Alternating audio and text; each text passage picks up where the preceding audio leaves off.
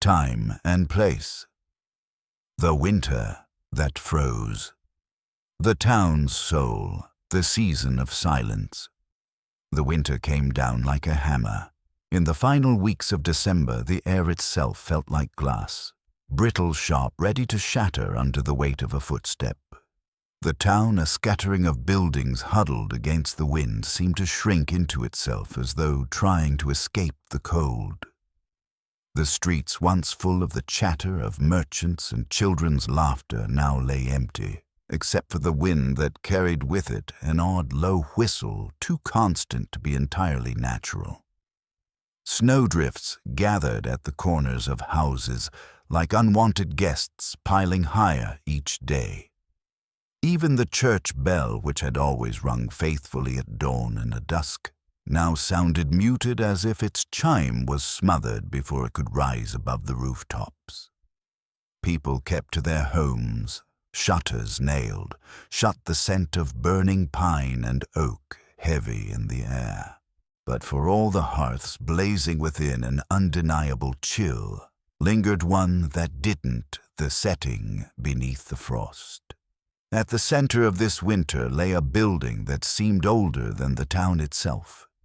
Its stone walls were dark with age, streaked by years of rain and snow, and crowned with a roof so steep it seemed designed to shed the heavens themselves. Icicles hung from its eaves like teeth, each one catching the dim winter light and holding it prisoner. The building stood on slightly higher ground, so that from nearly every street it could be seen looming its windows, tall, narrow, and unwelcoming. At night, a faint orange glow sometimes pulsed behind the curtains, though no one admitted to seeing anyone go in or out after dusk. The path leading to its door was always swept clear, even on mornings when the rest of the town lay buried under fresh snow. Some said this was a sign of diligence. Others whispered it was because something inside couldn't stand to be trapped.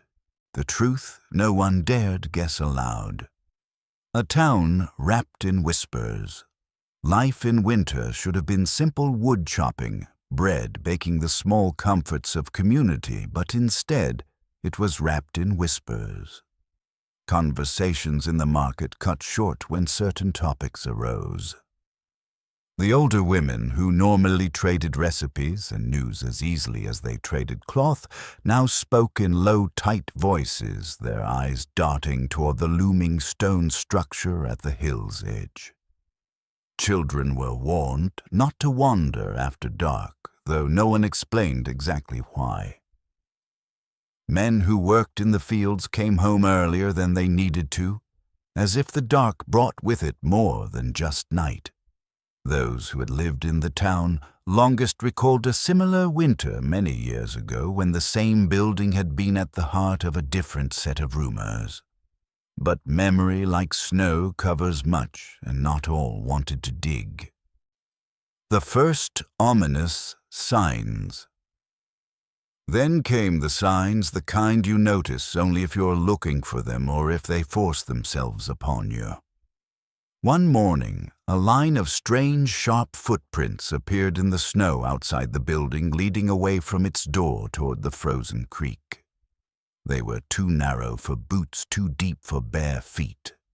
A week later, a dog was found stiff and lifeless by the roadside, its fur standing on end as though it had been struck by lightning.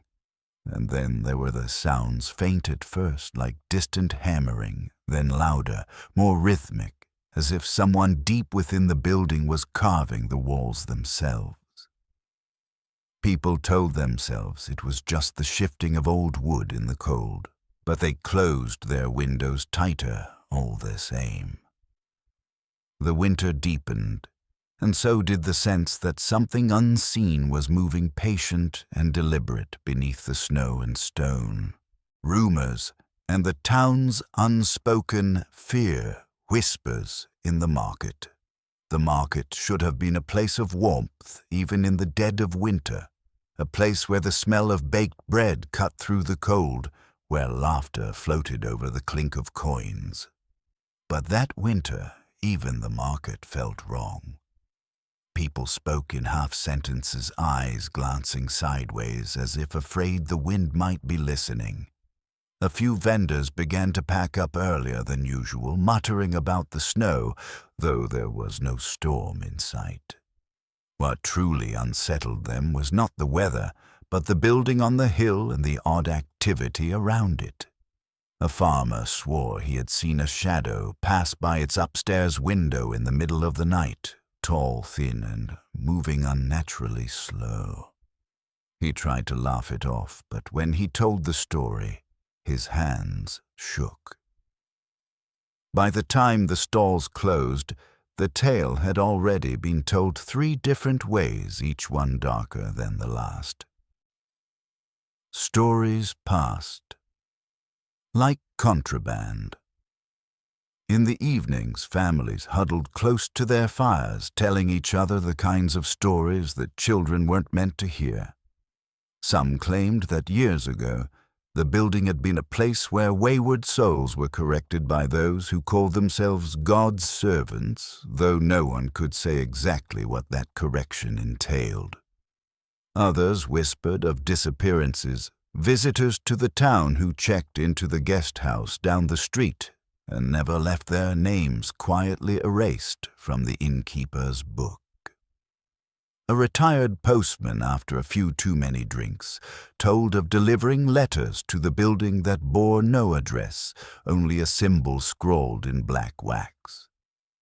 He said the envelopes were always cold to the touch, as if they'd been stored in ice. His story was met with nervous laughter, but no one asked him to explain the symbol. It was as if everyone feared that speaking too much might make the stories true. Fear that lives in the walls. The fear was not just a thing spoken.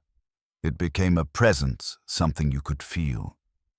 Even in their own homes, people began to glance at the windows after dark, checking that curtains were drawn. Doors were bolted earlier each night.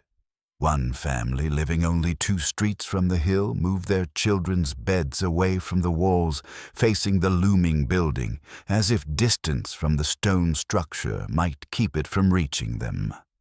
The church's sermons grew longer and more urgent, the pastor's voice cracking as he spoke of resisting temptation, of keeping one's soul pure against encroaching darkness. Yet oddly, he never named the source of that darkness. That omission made the warnings all the more unsettling because everyone already knew where the unspoken finger pointed. A town holding its breath. By mid-January, the rumors had become a kind of second winter cold, heavy and hard to shake off. People's movements changed. Routes to the market became longer, curving away from the road that passed the building. Children no longer played in the snow near the hill, preferring instead the cramped alleys between houses, where the shadows felt more familiar. The town seemed to exist in a state of suspension, like water just before it freezes. Everyone was waiting, though no one could say for what exactly. It was not the anticipation of a storm, for storms could be weathered. This was something worse, a dread without a clear shape, the kind that seeps into your bones and convinces you that when it finally arrives, you will not be able to run. The key figures behind the stone walls. The public face of piety. The man most associated with the building on the hill was Reverend Elias Markham, a tall figure with sharp hawk-like features and a voice that could fill a room without effort. By day, he was the very image of piety, always in his dark wool coat, Bible tucked under one arm, offering blessings to passers-by with a solemn nod. He never laughed, but he smiled often enough for people to mistake it for kindness. His sermons were heavy with talk of sin and redemption, of the narrow path that led to salvation, but there was always something in his eyes, an intensity that bordered on hunger. He had arrived in town nearly 15 years earlier, a widower with no children, and had taken over the old stone building, claiming it as a home for the spiritually wayward. Most believed him. A few didn't, but they kept their doubts quiet. The silent enforcer, living under the same roof, was his sister, Margaret Markham, a woman in her late 40s with a frame as rigid as a wooden beam. She rarely spoke in public, and when she did, her words were clipped, efficient, without warmth. She was seen most often in the marketplace buying supplies in bulk flower candles. Vinegar always in precise amounts, as if following a list that never changed. Some remarked on how she never haggled, never chatted, and never lingered.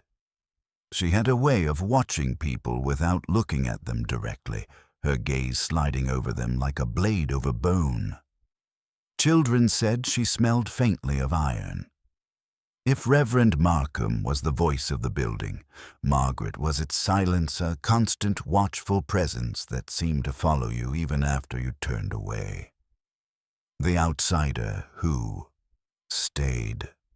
The third figure was not related by blood, at least not that anyone knew. Samuel Hargrove had arrived 5 years earlier, a stranger from the city with a background no one could quite piece together. He had the rough hands of a laborer, but carried himself with the caution of a man used to dangerous company. Samuel rarely interacted with townsfolk, but when he did, his voice was low, deliberate, and tinged with an accent that hinted at time spent far from here.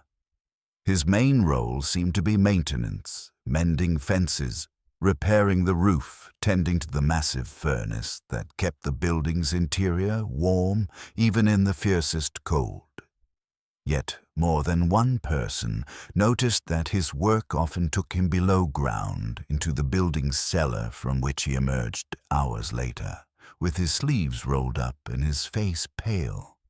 Faces in the windows beyond these three, there were others, though their presence was more spectral than tangible. Pale, thin faces sometimes appeared at the narrow windows of the upper floors, gazing down at the street with expressions impossible to read. No one knew their names, and no one saw them outside. A seamstress swore she had once been hired to deliver clothing, their garments that were all the same size, all in muted colors, and that when she looked up from her cart, she saw a row of faces staring down at her in perfect stillness. By the time she blinked, they were gone. The building seemed to hold not just its caretakers, but others, silent, nameless, and possibly unwilling guests, each adding to the growing unease that clung to the hill like the winter fog. The first signs of the dark secret, the vanishing delivery. It began quietly, so quietly that most dismissed it at first. In early February, a young delivery boy named Henry was sent with a crate of preserved meats to the building on the hill. The boy was known for his speed. He'd often be seen running down the lanes even in the snow, eager to finish his errands. But that day, hours passed, and Henry didn't return. His employer assumed he'd lingered somewhere, perhaps warming himself by a fire. When he did come back, his cheeks were pale, his eyes unfocused, and he wouldn't answer any questions about why he had taken so long. The crate he'd been carrying was gone, replaced by an empty sack slung over his shoulder. That evening his mother claimed she found him sitting awake in bed, staring at the wall, murmuring something about the voices in the floor. The night without wind. 2 weeks later, a night came when the wind stopped entirely, a rare occurrence in the hills during winter.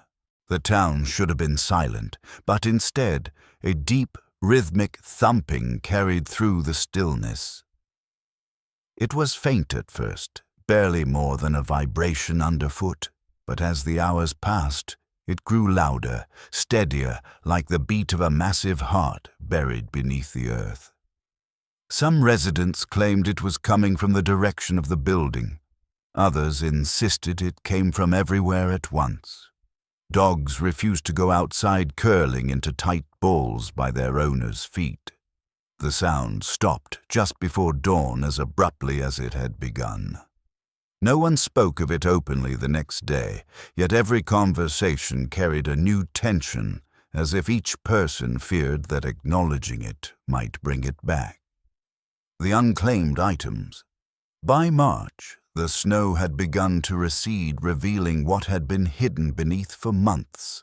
One morning, along the path leading to the building, a cluster of objects was found half buried in the thawing ground. A child's mitten, a cracked porcelain teacup, a small leather shoe with its buckle missing. None of these items were recognized by the townspeople, and no one claimed them. Margaret Markham came down to collect them herself, her face unreadable, placing each into a wooden box lined with cloth. When asked about them, she replied curtly that they were lost belongings returned to their rightful place. But the phrase hung strangely in the air, as though she were speaking of something or someone other than the objects themselves. The soot in the snow. The most unsettling sign came near the end of winter.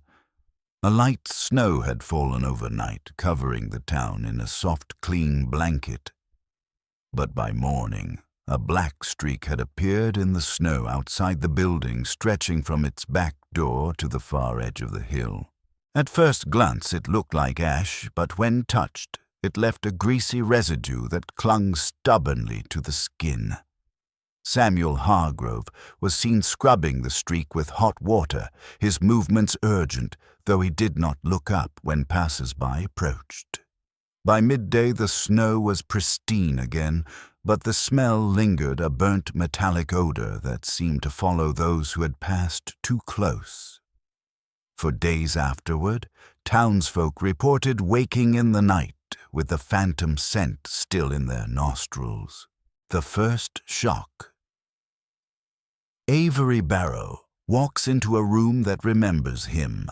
The men in 3 counties called Avery Barrow stubborn because they had no other word for a man whose fear burned out early and never returned. He was the sort who would shoulder a log alone rather than wait for a second pair of hands, the sort who trusted a whetstone more than a prayer. The morning he first saw the cabin was a thin gray one where the frost clung to pine whiskers and the light seemed to arrive, tired. He was following the same cut he'd followed for years, measuring the day by the weight in his shoulders and the pitch of his breath when the path broke into a clearing that had never been there before. The place felt like a pause in speech, no birds, no wind, a waiting that tasted like iron. In that pause stood a 1-story structure, the color of raw milk and sap. The door faced nothing. The chimney breathed without fire. Moss clung to the shutters as if the forest had already claimed it, though the ground around the sills was too clean, too arranged, as if the cabin's first memory had been of order. Barrow did not circle the perimeter or test his luck with a thrown stone. He walked straight to the threshold in that old way of his shoulders, square mind already cataloguing useful lumber and salvageable nails. What stopped him was not the latch or the smell sweet damp like apples cut yesterday, but the feeling that the threshold itself knew his name and was choosing whether to say it aloud. He put his hand on the knob. The metal was neither cold nor warm. It had the temperature of a word unspoken. Inside, dust should have greeted him, cobwebs and mouse droppings, the innocent detritus of neglect. Instead, the air held the freshness of a room someone had just left to fetch water. A rocking chair moved a fraction and stopped, as if embarrassed to be caught. On the table, a half-eaten apple did not brown. It pulsed. He would insist later, if there had been a later, that the apple did not beat like a heart. It breathed like a throat that had learned patience. His boots found a floor that did not creak. The boards had grain like fingerprints, and for a brief instant he thought he saw letters in the swirls, childish loops, that when he blinked became only knots again. Against the far wall, a staircase curved upward and ended cleanly at a ceiling with no opening. The carpenter in Barrow measured the wrongness tread too narrow, rise too tall angle too intimate with the wall. The man in Barrow did not measure at all. He placed his weight on the first step. Something in the wood answered back with a low note he felt in his shin bone. He climbed. Halfway up the house answered him more clearly. Not with a voice, not with a sound, but with a change in air that a lifetime of winter had taught him to read.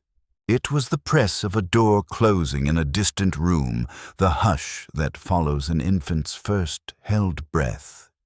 He looked over his shoulder and saw the table and the apple and the rocking chair as through water. The doorway had drifted a half-inch to the left, or his memory had. He could not tell. He climbed 2 more steps. The ceiling did not open. The stair continued to nowhere, and the nowhere invited him with the politeness of a host who has already set 1 extra plate. People who live by their hands learn to name the moment that cannot be reversed. The axe already descending the beam, already leaning. Avery Barrow knew he had reached that moment on the 4th step from the top. His mind told him to step back and catalogue. His feet told him the house had adjusted its weight around him like a palm forming to a tool. He lifted his chin as if a horizon might be painted where the ceiling should be, and took the last steps into the white that was not a ceiling, not a door, but a silence shaped like both. He did not call out. He had never been a man who asked questions when the wood already contained the answer. The rocking chair below clicked once the apple rose and fell, and the house remembered the shape of a man who trusted stairs that ended in a memory. The woods swallowed the sound of his leaving because there wasn't any. All that remained in the clearing was a clean-edged waiting. The frost retreated from the sills. The chimney learned to breathe more slowly. Crows who had watched him approach tilted their heads and, not finding the logic, chose ritual 3 calls, then flight. By afternoon the light had shifted to that brittle angle that makes everything honest. The cabin looked slightly larger in that honesty, as if the admission of a first guest had allowed it to inhabit its true size. The cut barrow had opened through the pines, closed an inch behind him without fuss. On the table, the apple finished a breath and held it. The children draw what adults refuse to say.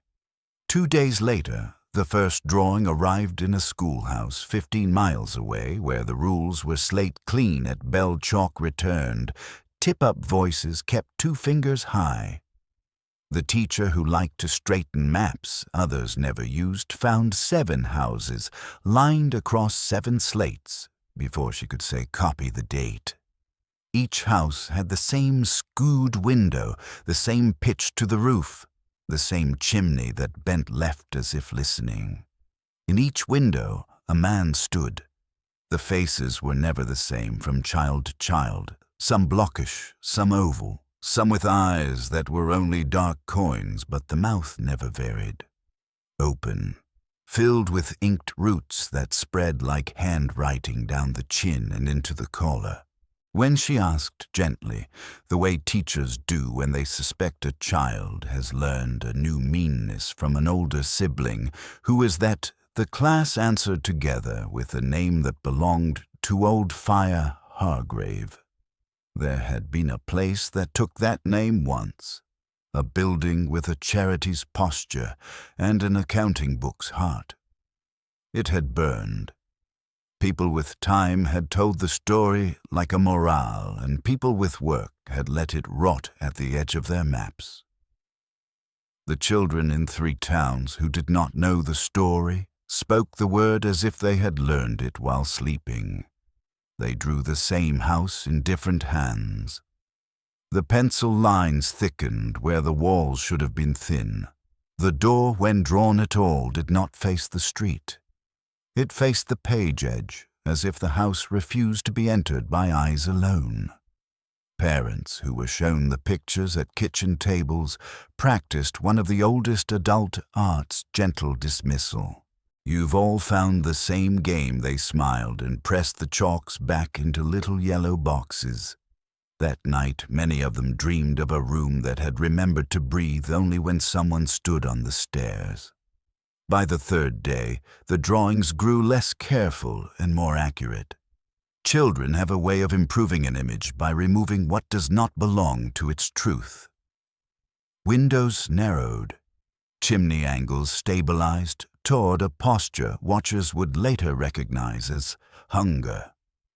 The ground beneath the sills began to appear in the renderings as a dark crescent, not shadow, not soil, more like a bruise. When asked in the way adults ask when they're already frightened, "Where did you see this?" the answers were unhelpful in their cleanliness. Nowhere. "In my head, in the place where we hum before sleep," one boy added. "It looks back when I blink," and then apologized, because politeness had been the truss of his household since before his first tooth. Not all the evidence was made of chalk. In one farmhouse, a mother who had never wasted a minute found a small wad of paper in the wash basin, pulpy and stubborn. When she teased it apart, she found a map that was not a map, a series of spirals connected by short lines with a single square at the top, labeled not with a word, but with a rhythm, 4 short scratches, a pause, then one long. She did not keep the paper. She had a practice of refusing what did not earn its keep. She wrung it until it liquefied, and the water ran clear. That night her daughter woke with dirt under her nails and a song in her mouth that matched the scratches. 4 short a pause, 1 long. Dreams moved through the county with the patience of fog. Older children, the ones who had learned already that wonder is sometimes punished, began to suppress their drawings. They hid them beneath loose floorboards and under mattresses where heat would warp the page. The pictures still reached the places they needed to reach. A minister found one tucked into his sermon book where a psalm should have been. A drunk who had sworn off the woods found one under his cup like a saucer. A sheriff found one in a pocket he did not use. The house was no longer confining itself to the clearing. It was circulating as rumors do when their meaning proves more useful than their source. Some adults tried to make rules of safety, as if rules could hold shape in weather. No one walk alone. No one carry fresh apples into the woods. No one say the word Hargrave if they did not wish it to answer back. These strictures did what such strictures always do. They taught the children which words were doors. The drawings continued. The mouths stayed open, roots descending. A few of the oldest students, the ones about to age into real work, began to add a staircase in the corner of the page, a staircase that wound upward toward a ceiling drawn as a blank box of chalk. In the 1/4 inch of white at the top, they would sometimes press the chalk so hard it squealed. When asked why they shrugged that perfect teenage shrug that says, "Because that's where the breath gets caught," the surveyor, the pastor, and the constable step past. Instruments order hates a vacuum, so when the talk reached the magistrate, the sort of man who arranged his pens by height, the way farmers arrange potatoes by bruise, he gathered not a posse, but a compromise, one who measured, one who warned, one who remembered what a hand on a pistol can and cannot fix. The surveyor came with his case of brass and glass, the pastor with his book and his tired certainty, the retired constable with a steadiness that had started to shake only in very small bones. They entered the forest on a Monday because Monday is supposed to belong to beginnings, and men who love ledgers like to flatter the weak with proper decorum. The surveyor set his compass on a stump. The needle spun twice, then circled like a moth with no flame to choose. He said nothing because this is what men of measurement say when the edge of their craft frays. The path into Elm Hollow did what such paths have always done when a place would rather be approached than found it, braided familiar signs with small betrayals. The moss grew on both sides of the birches. The same crow called from 2 trees. The light acted as if the canopy had learned a new grammar. They stepped into the clearing at a speed just slightly slower than fear. The house stood in an attitude that suggested welcome only to those who mistake stillness for kindness. The pastor made the sign his hand had made so often it had muscle memory. The surveyor noted angles in a little red book that had never lied to him before. The constable kept his palm near the weight he no longer had a right to carry. None of them spoke the name Hargrave. Names they agreed without saying, "wake things." Inside the Air chose the pastor first. The place recognized something in him, some shared love of ritual perhaps, or the way a man who has buried too many children will move his mouth, even when he is only thinking. The rocking chair eased. The table sat like a good listener. The half-eaten apple swelled subtly as if considering a fuller breath. The surveyor, eyes sharpened by a profession that forgives nothing, drew not walls or beams, but a column of lines down his page that would later be mistaken for ribs. He sketched a skull with a small hinged square. A window in the place where a fontanelle would be, then crossed it out and drew it again larger, the hinge a fraction lower. The pastor moved to the stairs as if from an old habit of ascending toward answers. The constable took in the corners in that policeman's way of learning exits first. The first instrument to fail was the compass. It walked its needle in circles, and then, shamed by its own confusion, lay quiet. The second was the pocket watch. Time got a piece of dust in its gears and hiccuped. The third, less an instrument than a promise, was the pastor's voice. He tried to recite a simple verse he could say in his sleep, and the syllables broke into their parts in his mouth like a rope unlaying. The house did not gloat. It does not gloat when a child drops its first word. It simply listened harder. The surveyor, trying to provide an answer that would climb down into his notebook and sleep there, described the angle of the stairs in numbers that did not add. The constable, who had once told a boy that courage is knowing where the floor ends, planted his boot and found that the grain of the plank ran like text beneath his heel. No one knows exactly when the pastor decided that silence required help.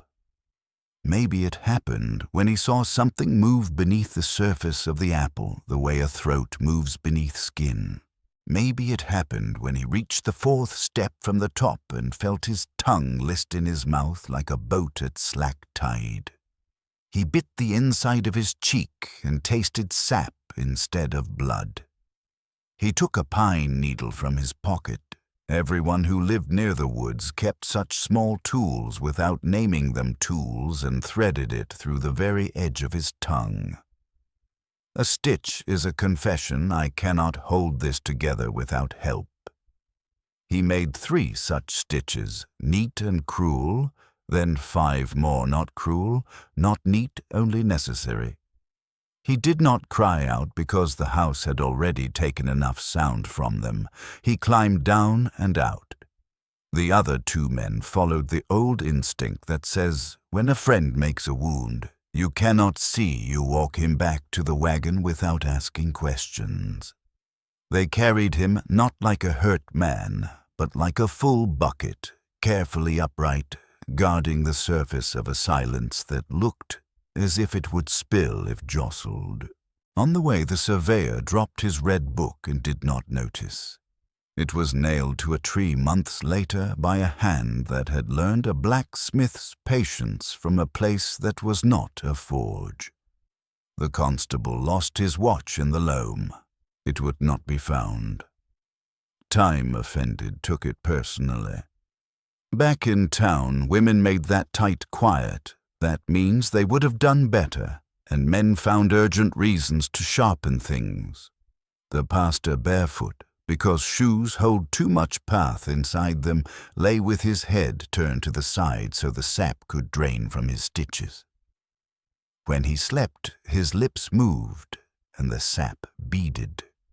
When he woke, he did not remove the work he had done to himself. He would never speak again in words that reached beyond the shape of his mouth. The surveyor's red book, when it surfaced, contained drawings no one could admit had been made by a practical man. A body that was almost a house, or a house that was almost a body, a staircase, turning up a spine, a window in a skull, 7 cribs like a sentence that could not decide where to end. The constable, who had been allowed to carry fear for other people for most of his life, retired into an older quiet. He kept his hands busy with small repairs no one asked him to do. The journal on the tree and the shape of town learns. The journal was found the way such things are always found, by someone looking for something else. A hunter, following a line of tracks that had the hesitation of a wounded buck, came upon a sap-sticky page nailed to a trunk with a square of old iron. He did not touch it because men who learn woods early learn also that paper outdoors is never innocent. He read what he could without removing it. The last entry said in a hand that had been steady enough to map creeks and then was not. The house is not growing. It is remembering its own shape. The words were accompanied by sketches that did not agree with each other and so must have been honest. A rib cage that pretended to be rafters, a skull with a window hinge, a staircase that aligned with a column of vertebrae and yet made sense as treads. A front door drawn ajar, and inside 7 cribs a ladder of sizes as if a sentence were being conjugated in wood. By the time the entry reached the magistrate's desk, it had already done its real work. News in a small place moves like yeast. It expands in the warmest corners. Mothers clutch children with a softness that does not advertise itself. Fathers measured door frames at dusk as if height could be made into an argument against a house that had learned to speak without sound. The phrase remembering its own shape slipped into kitchen talk the way a thorn slips into a shirt, irritating, then unignorable, then part of the fabric. It brought with it a neat terror. If a house could recall itself, what else could waters with old beds? Trees with old names, a town with a face it had once tried not to wear. The journal forced a rearrangement more practical than philosophy. Ledgers that had been neat lost their appetite for columns. The clerk, whose penmanship had been praised since boyhood, began to make his R's like little roots and could not stop. Grave markers were found on stone walls miles from the plots they had once dignified, as if the dead had needed their echoes in the right posture to hear. The school teacher turned her charts to the wall. She began to teach from memory, and in doing so found that her memory had been colonized by rooms she had never entered. Children warned from the top down not to draw. The house began to draw the woods around it, and the woods arrived on paper as a circle of leaning trees and a creek that ran uphill and a sky with no sun, only a pale oval like a door with a knob removed. Some people tried to leave. They found, as people in such stories have always found, that roads love their own names too much to introduce themselves to strangers. A wagon would travel clean for a mile and then meet the same fallen poplar twice. An old mare would huff and dig at the same patch of road as if it had buried its hunger there. Men who prided themselves on not believing in maps learned the hard humility of compass failure. Women who had never been lost in their own homes began to find rooms waiting behind rooms. In one farmhouse, a pantry opened into a space that had the size and humility of a closet and the breadth of a chapel. A woman hung onions there because vegetables forgive sanctity. The onions sprouted in the dark and whispered in a rhythm that matched the old bell whose clapper had been lost in the fire. Churches cope with changes in physics by adjusting doctrine as they have always done. The minister replaced 4 hymns with one that required no melody, only patience. He called the new practice listening through, as one might listen through a wall to learn whether a child is only quiet or asleep. The congregation hummed and found the note inside their own throats rather than from the organ that had broken when a beam remembered it had once been a branch. People who had never agreed on politics agreed on humility. Doors were not closed at night, not out of trust in neighbors, but in acknowledgement that wood prefers orders given with soft hands. Names were spoken once, never twice in a room. To repeat a name felt less like love and more like bait. The journal changed also, how the elders used their old stories. Hargrave, which had been a tale told to keep teenagers from wandering where heat destroys, and names stick returned with new pronunciation. It was no longer a warning. It was a method, a way the land had learned to file its memories where human hands could not burn them easily. One woman who had birthed 3 and buried 2 without telling anyone the real count stood at the edge of Elm Hollow and felt the air appraise her honestly for the first time in decades. She said aloud a name she had not let herself think. The trees did not move. The creek did not speak. The ground loosened a fraction. That night she dreamed of a staircase that ended in a ceiling and woke with a splinter beneath her tongue. She did not remove it. She kept it there like a vow.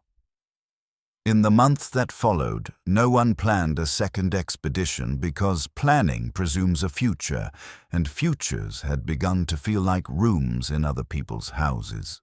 The house at the center of it all shifted quietly in posture, not larger in any measurement worth writing down, but older in a way beams get older when they learn the weight of a family.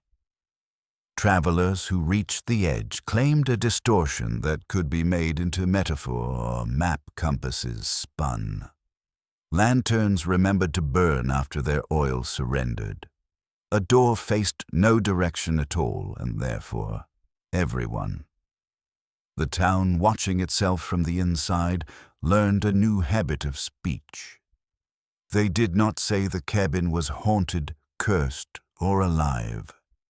They said with the flat respect labor gives to any tool that works. It remembers as if that answered the question that had not been asked.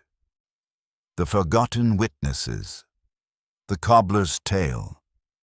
Old Thomas Weaver had been the town's cobbler for nearly 4 decades, a man whose fingers were bent like old nails and whose eyes missed nothing.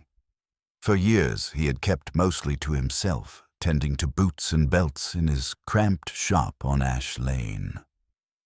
It wasn't until the early spring, after the strange events on the hill began, that he told anyone what he'd seen. One rainy night, while walking home from delivering a repaired satchel to the parsonage, he passed near the back road that wound behind the stone building. There, through the fog, he caught sight of two figures dragging something heavy, wrapped in a canvas tarp. The thing, whatever it was, made a wet scraping sound against the cobblestones. Thomas swore one of the figures was Samuel Hargrove, the other, a tall woman whose hair glinted silver in the lamplight. When they noticed him, they froze. The woman tilted her head in a way that made his stomach turn, and in the next blink both figures melted into the shadows. He told the constable the next morning, but by afternoon Thomas had recanted, muttering that it must have been the rain playing tricks. No one pressed him for more details, but he began locking his shop door an hour earlier each evening from that day forward. The girl who heard. Knocking.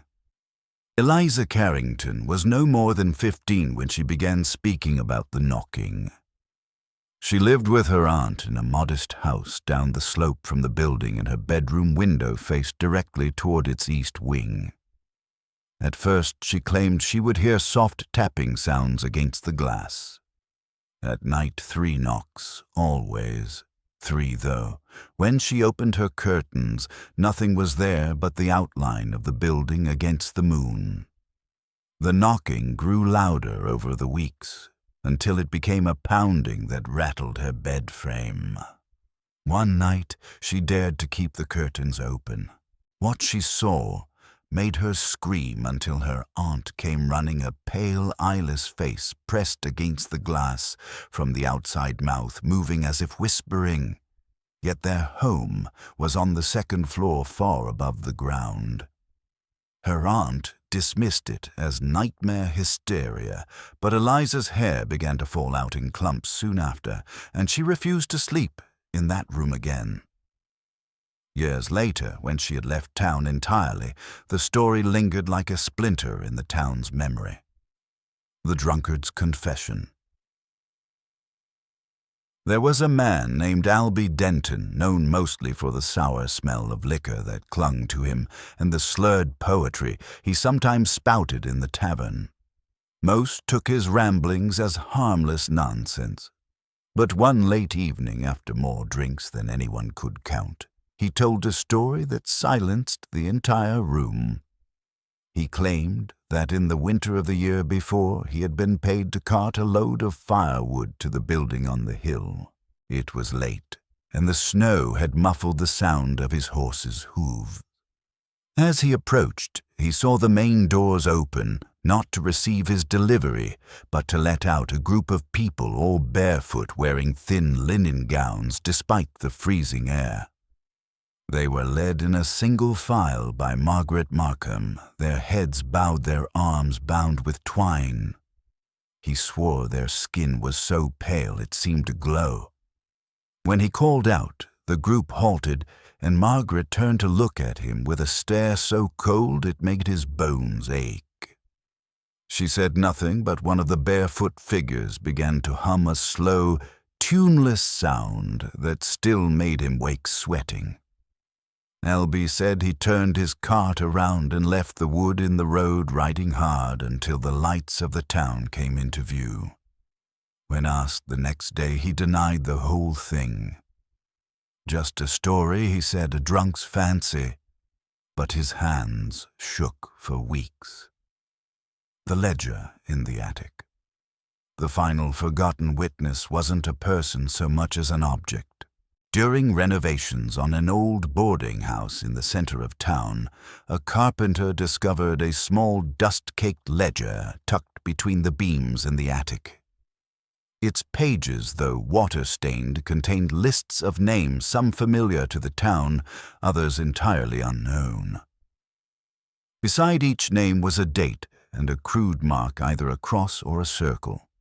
At the bottom of one page, written in a cramped, almost frantic hand, were the words, "Sent up the hill. Will not return. The carpenter showed it to his employer, who in turn took it to the constable. But within a day, the ledger was gone, and both men refused to speak of it again. The carpenter left town within the month, leaving behind half-finished work and unpaid wages. The boarding-house attic remained locked, the key in the constable's possession until the day he died. The hidden clues. The map behind the wallpaper. It began with a small tear in the faded wallpaper of the old postmaster's office, a building now abandoned except for the occasional use as storage. A young clerk sent to retrieve some forgotten account books noticed the tear and idly tugged at it. Beneath the yellowed paper was another layer, this one of brittle parchment covered in intricate ink lines. At first glance, it resembled a hand-drawn map of the town.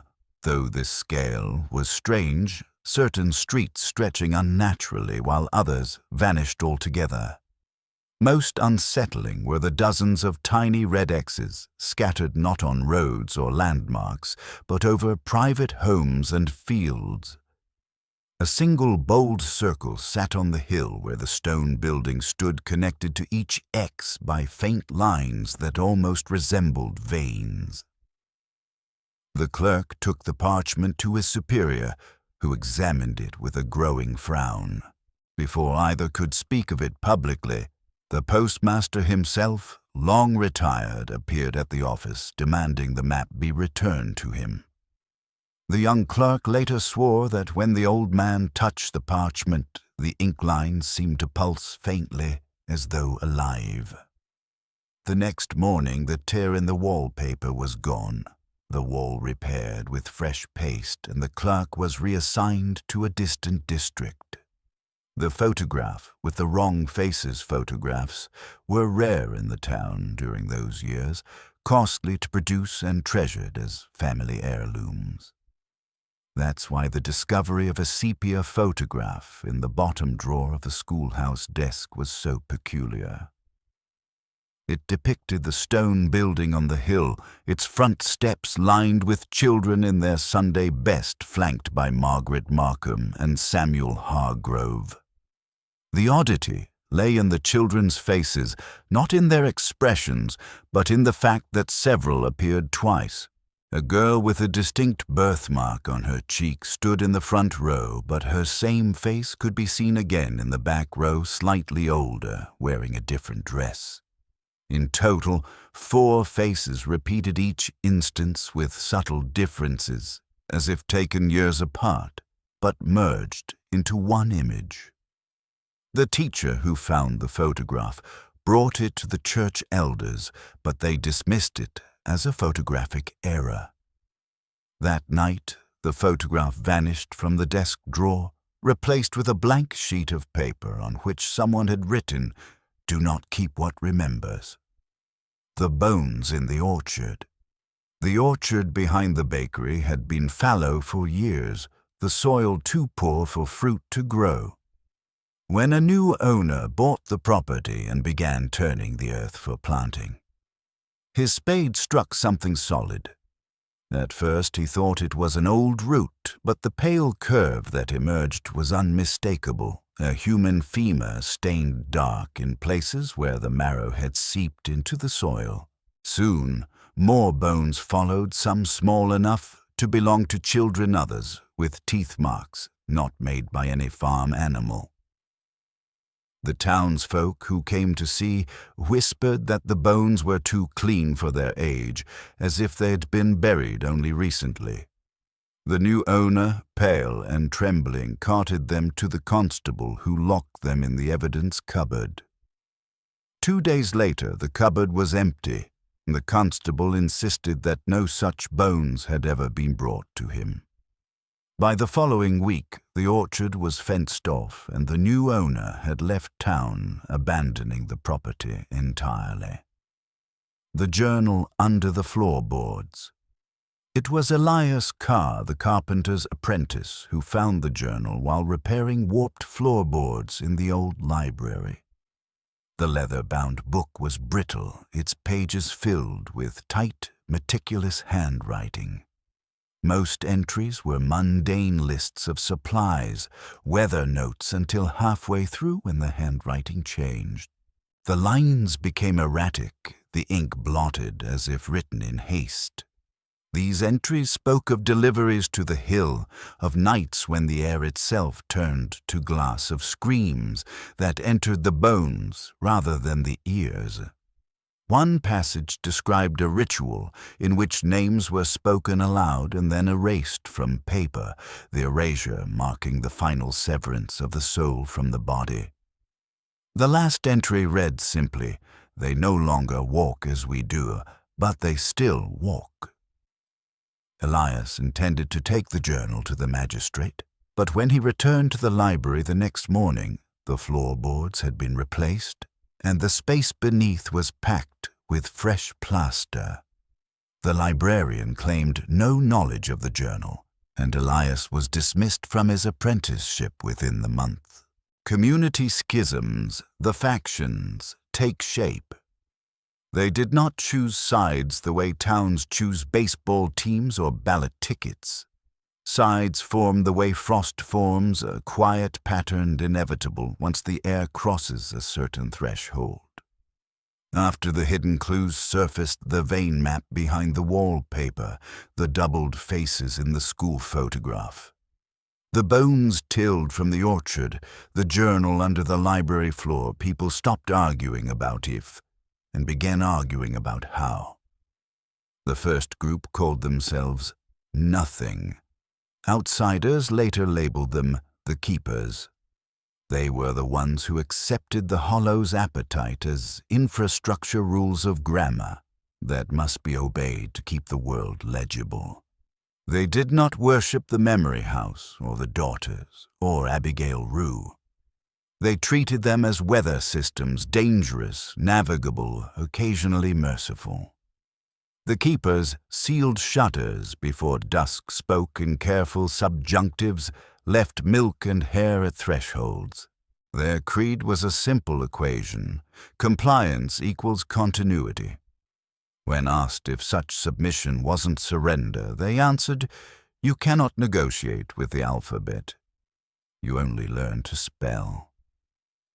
Facing them were the correctors, a smaller but louder body of men and women who believed the town could be edited back to a prelapsarian draft. They did not deny the Hollow. They denied its sovereignty. Their tools were tangible iron nails, lime-lead-lidded jars, scripture whose vowels they bit through. They combed family Bibles for unerased names, wrote them in lampblack along door frames, marked cradles with salt. They claimed that a name fixed in witness could not be repurposed by soil. When someone mentioned the preacher who had aged backward until his final words came from a child's mouth, they called it an edge case, the kind of anomaly you accept in arithmetic but bar from law. A third alliance gathered without banner. People called them the Drift. They were those already misaligned widows who folded meals for mouths that no longer belonged to a face carpenters whose tape measures reversed themselves at noon. Children who refused mirrors. The Drift slept in stables and along fence lines where language thinned. They learned to breathe with the beneath hum and sometimes answered to names that were not their first. They did not join meetings. They haunted thresholds. When the correctors demanded their labor to split timber for a new palisade around the orchard, the Drift arrived and stacked the wood in spirals, instead saying only, "Doors are dangerous when the house chooses where they open." The church, already hollowed of doctrine and filled with echo, tried to mediate. Elders convened under the beam where the bell rope used to hang and set down rules: no speaking imperatives inside town limits, no naming twice in one breath, no photographs left uncased. The Keepers nodded, already living by stricter versions. The correctors demanded enforcement. The drift stood at the doorway and swayed slightly as if moved by a wind no one else felt. That night, someone chalked a sentence on the chapel's eastern wall. Consensus is a kind of haunting. In the morning, the chalk was gone, but the grain of the wood carried the sentence like a watermark. Families split along fine lines. A mother folded diapers for a child who might yet arrive by remembering. Her husband salted the stair treads against feet that did not belong to the living. A grandmother taught the child to hum in a minor key to keep doors idle. A cousin practiced speaking without verbs, convinced action summoned actors. At the storehouse inventory, logs refused to balance. Additions produced subtractions. The clerk, a keeper by temperament, rewrote the day's counts in pencil and held the sheet over a lamp until the numbers browned into permanence. When the correctors accused him of collaborating with the hollow's arithmetic, he said, "I am only admitting the math that already lives in the grain." One evening, the memory house breathed out warm air that smelled of vinegar and wool. The keepers considered it a sign of accommodation, the house reminding them it preferred offerings to confrontation. The correctors declared it territorial display, a dare. The drift set 3 chairs on the porch, each facing a different direction, and filled the seats with garments, a shawl stitched with names in reverse, a child's dress with seams on the outside, a coat whose buttons were carved from teeth. They called the arrangement a quorum. No one sat. Everyone waited. Pressure mounted in language first. Sentences knotted mid-phrase. The baker asked a customer whether she wanted the usual, and the word usual split into syllables that rolled across the counter like marbles. At the smithy, a man ordered hinges and said 2, and the figure became a shape of smoke that drifted to the rafters and wrote itself along the beam. The smith, a keeper, hammered the air as if iron. The corrector who watched him muttered blasphemy of craft. The drift child beside them hummed, and the smoke remained, becoming a dark, gentle underline above their heads. By the time autumn furred the orchard's silver, the factions' differences were less about belief than posture. The keepers turned their bodies sideways to speak, decreasing the number of directions a word might travel. The correctors faced forward, shoulders square, as if offering their chests to a charge. The drift moved in circles and slept with hands crossed in the shape of quotations, as if each dream needed citation. No one claimed victory. The hollow did not recognize victories. It recognized resonance. And resonance, the way a beam holds a note, the way a name finds its bone, was beginning to choose. Law of silence versus grammar of return. What the elders called law had once meant ordinances, fines, arrest warrants printed in careful copper plate. After the ledgers warped and dates refused to hold, still law became a choreography. How to stand, what not to say, where to let your breath end. The keepers codified this into sequences taught beside stove warmth at dusk. Never speak 2 proper names within a single exhale. Never answer a question with an imperative. If you must bless, bless in the pluperfect. May it have been already safe. They enforced nothing, they reminded. A child who forgot and shouted, "Come to a dog," learned why the rule existed when the creature arrived with 2 shadows and eyes that blinked different yesterdays. The keeper mother held both shadows until they stitched into one. Then she fed the dog from a bowl of milk and ash and said softly, "We ask in curves." The correctors drafted counter-statutes and nailed them to door. Each began with the same clause. whereas the sovereignty of this township is human and not horticultural. They mandated shutters of ironwood band humming within earshot of ploughed fields, reintroduced family names into greetings. They re-sanctified marriage records, hosting small ceremonies where couples spoke each other's full names aloud 3 times, then burned the paper that recorded it, preserving the vow by ash rather than ink. Language must be domesticated, their de facto magistrate declared from a makeshift bench, a cabinet door balanced on sawhorses. The bench itself developed a hairline split that widened each time he said must. On the 7th gavel tap, the board opened like a mouth and swallowed the mallet to its handle. The magistrate switched to an index finger. His followers whispered the word stubborn like a prayer. The drift were accused of anarchy. They were neither silent nor declarative. They were conditional, speaking in ifs and whens like fishermen reading currents. One of them, a girl named Elin, carried a loop of twine in her pocket and tied knots when someone lied. When a corrector called the memory house mere domicile, she tied 1 knot. When he said nothing happened here, she tied 2 when the twine blackened. Brought before the magistrate, she smiled and offered the rope. He refused. The rope smoked until it burned a figure 8 on the plank between them, a symbol that looked like repetition learning to stand. Tensions sharpened around the schoolhouse, a 1-room space long used for lineage recitation and the careful art of not inviting things.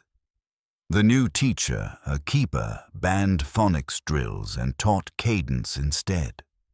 She drew spirals on the slate and asked the children to recite their names backward, leaving off the final letter like a door unclosed. The correctors protested and delivered a curriculum of their own rules, dates the map as it appears on outside paper. For a week, the building filled with 2 chalkboards and 2 bells. Then chalk began to clot in the teacher's hands when she wrote a command, and it flowed when she wrote a wish.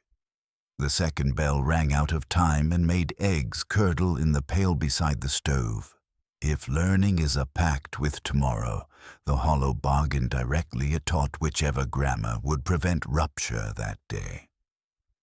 Argument moved to the chapel, the echo hall where the keepers said, "Silence keeps us porous," and the correctors said, "Silence surrenders jurisdiction." A drift woman stood and explained the orchard's grammar of return.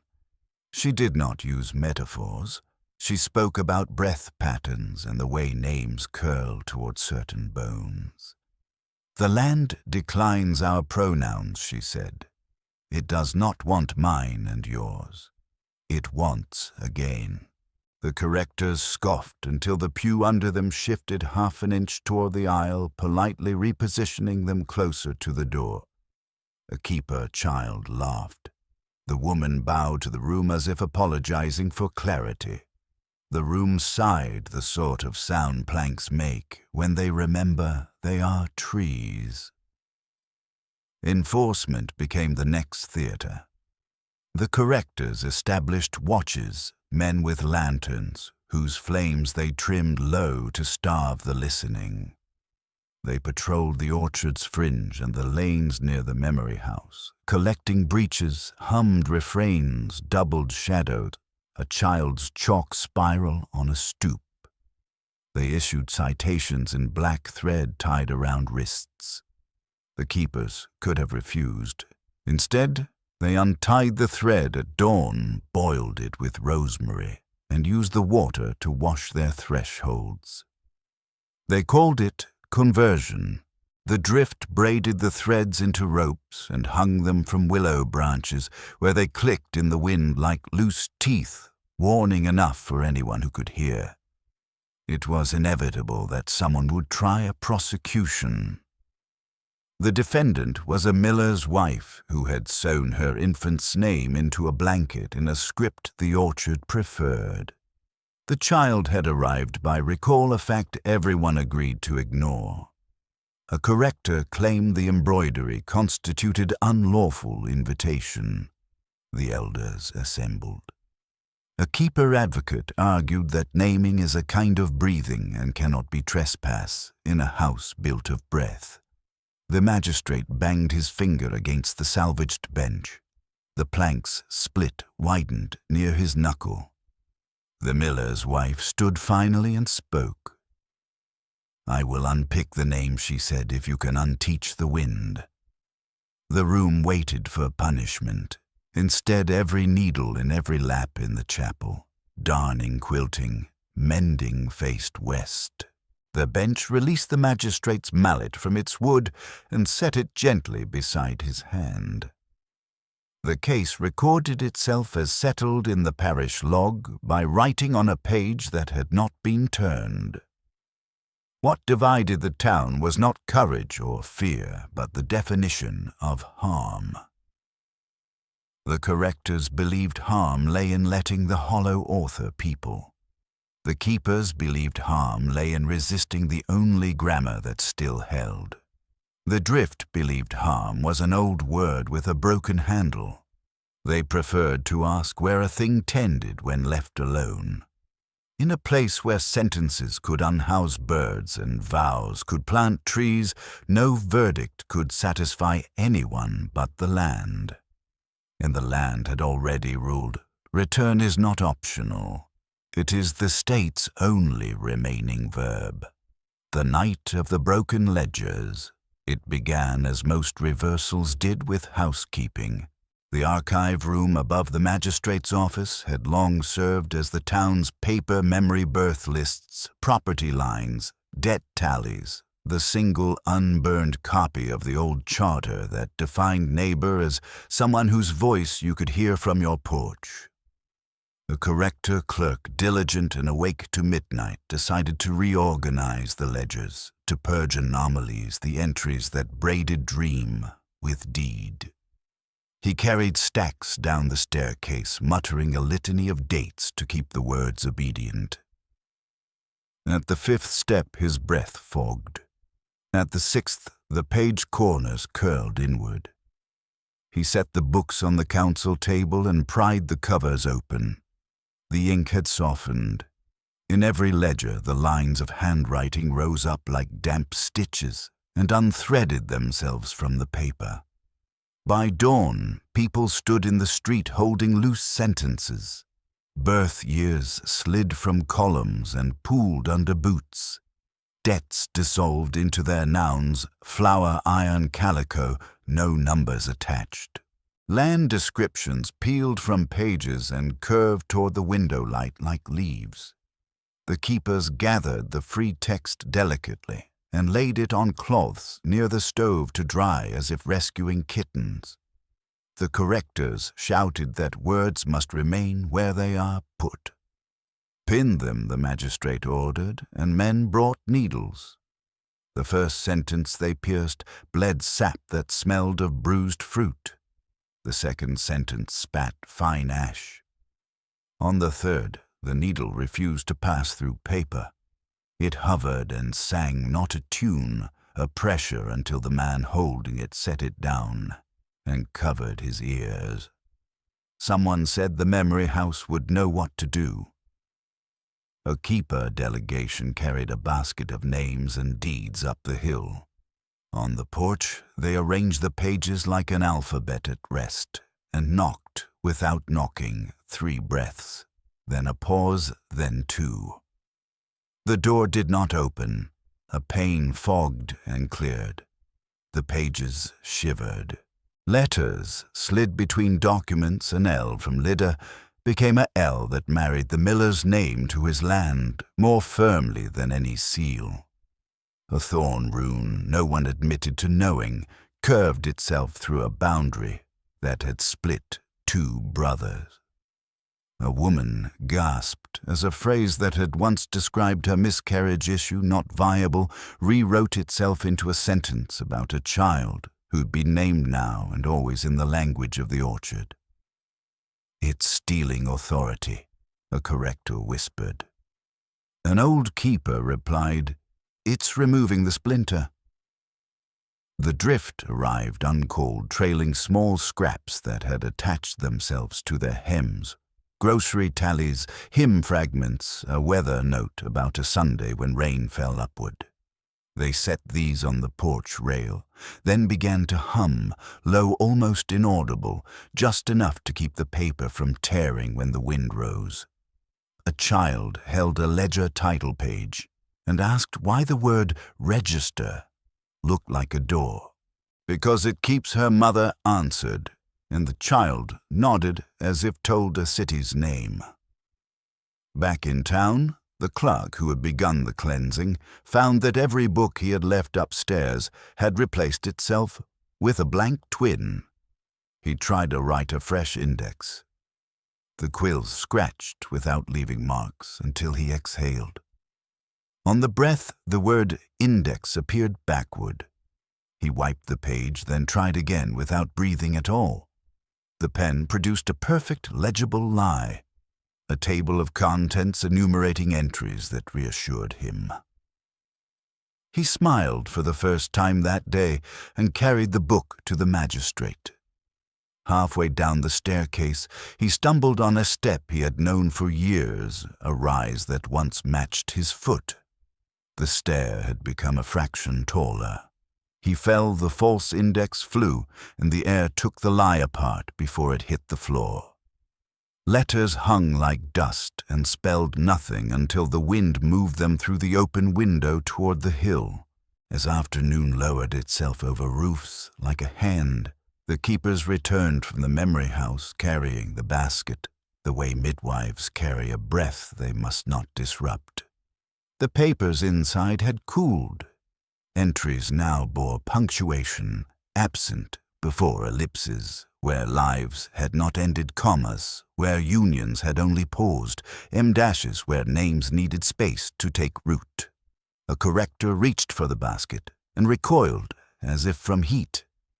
"We cannot allow a building to revise us," he said. The drift boy beside him answered, "We are not revised. We are rearranged."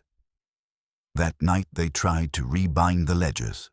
The oldest woman in town, neither keeper nor corrector nor drift, threaded a bone needle with hair she kept for luck. Hair from no one living. She sewed gently, unafraid of knots. Where a page had once belonged to taxes, she used a running stitch that the hollow liked. Where a page had once belonged to births, she used a ladder stitch one rung missing to keep room for return. When she finished, the books looked proper again, spine straight, titles legible. The magistrate stacked them with ceremony. The clerk, soothed by order, slept under the table. At dawn, the stack had become 7 smaller stacks, each labeled in a hand. No one had used rehearsals, witness, harvest, unbirths, corrections, homes again.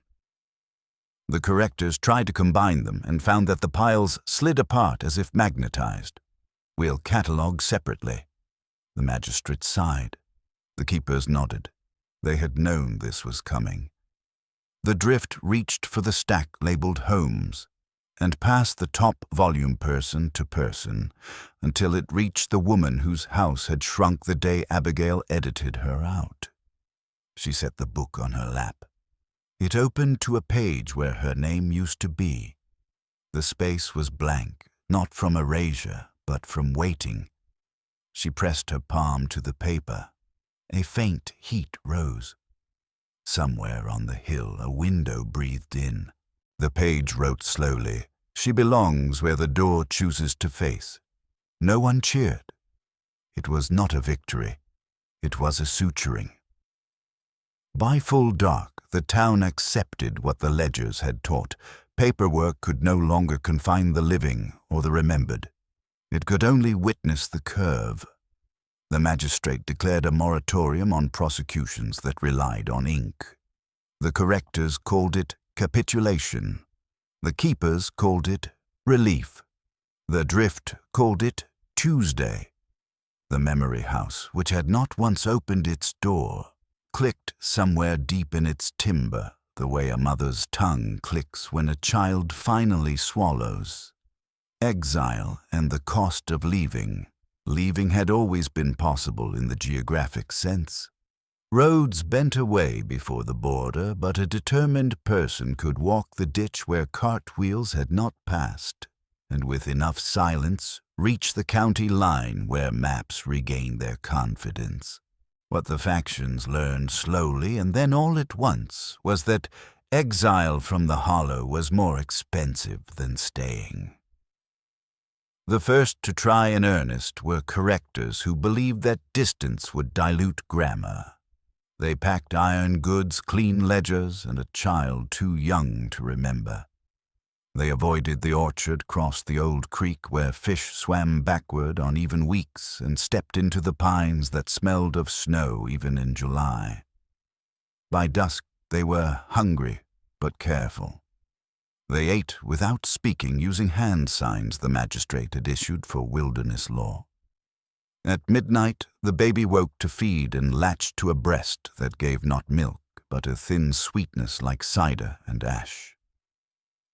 In the morning, the child's eyes reflected a house that was not there. They reached a town with a name that stayed on lips and rented a room above a shop whose window displayed clocks that ticked in agreement. Days passed. The father hired on at a yard.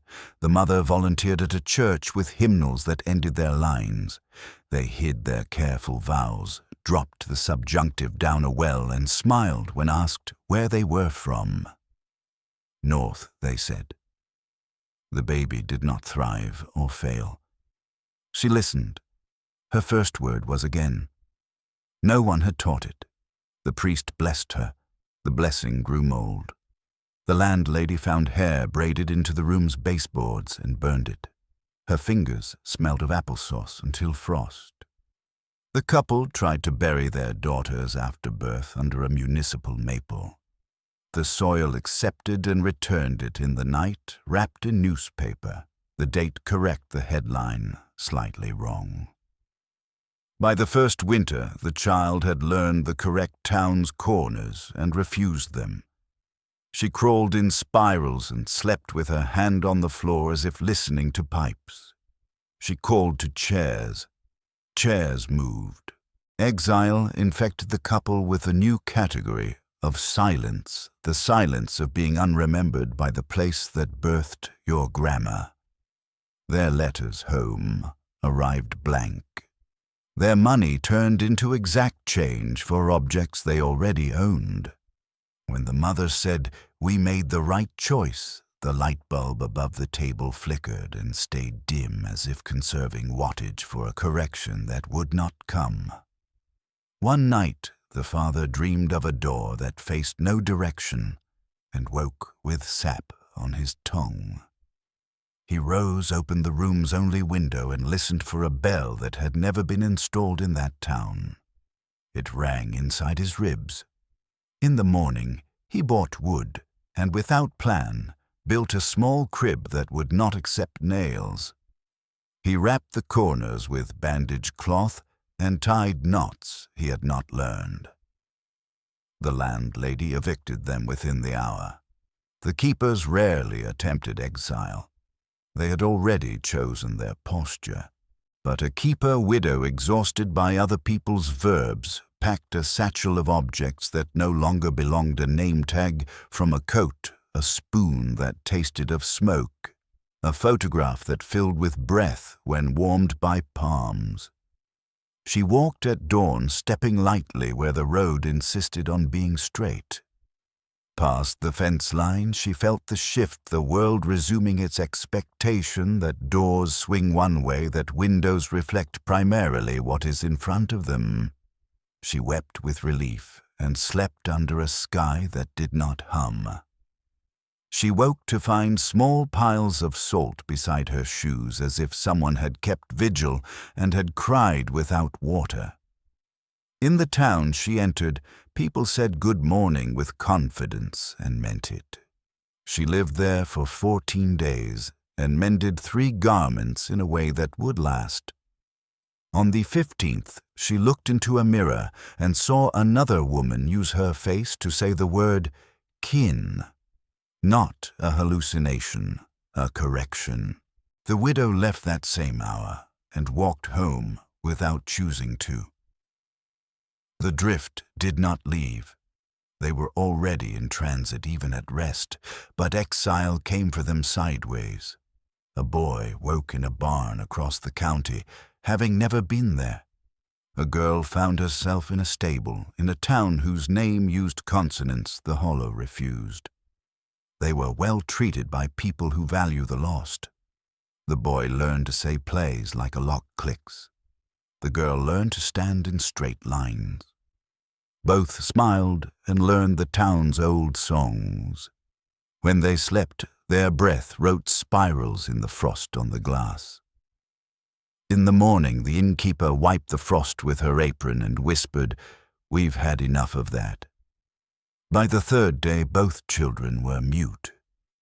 They did not sulk. The air around their mouths thickened until language could not cross.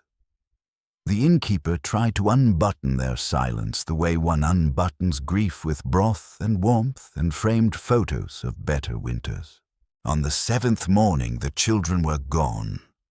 In their beds, a neat pile of leaves, each leaf printed with a single letter that, when read aloud, spelled a road people had forgotten, but their horses had not. What exile taught the town, keepers and correctors alike, was that belonging here was not dependence, but friction. The hollow used bodies the way a loom uses hands. Away from the loom, hands still know the motion and repeat it until the air gathers threads. People returned, not because they loved the place, but because the grammar elsewhere could not hold their names without injury. The magistrate, who had once promised escape as policy, revised his promise. He convened a meeting, the last formal assembly anyone would remember attending, and said, "Leaving is permissible.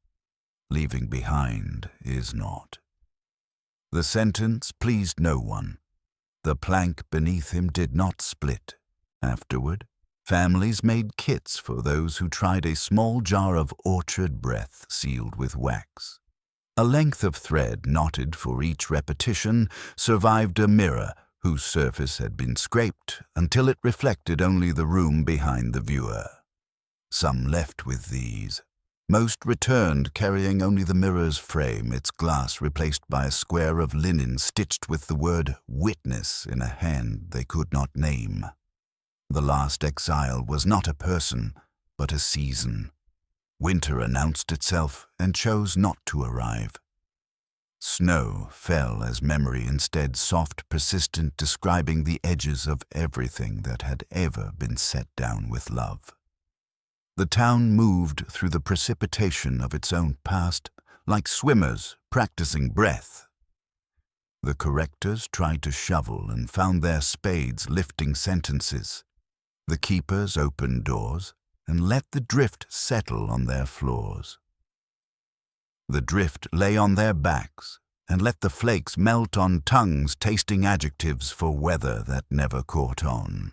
When the sky cleared, nothing was cleaner. Things were placed.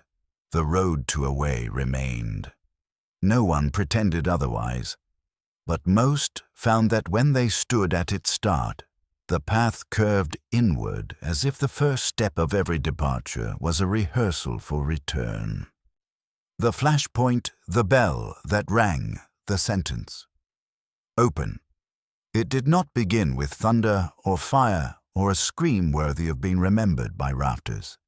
It began with punctuation, a bell note shaped like a comma, cast by a bell that had no clapper, hanging in a steeple the wind had long since unlearned.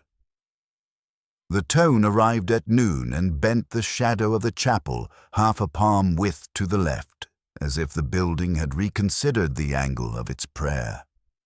Men looked up with the relief of people grateful for a problem that Kusti pointed at.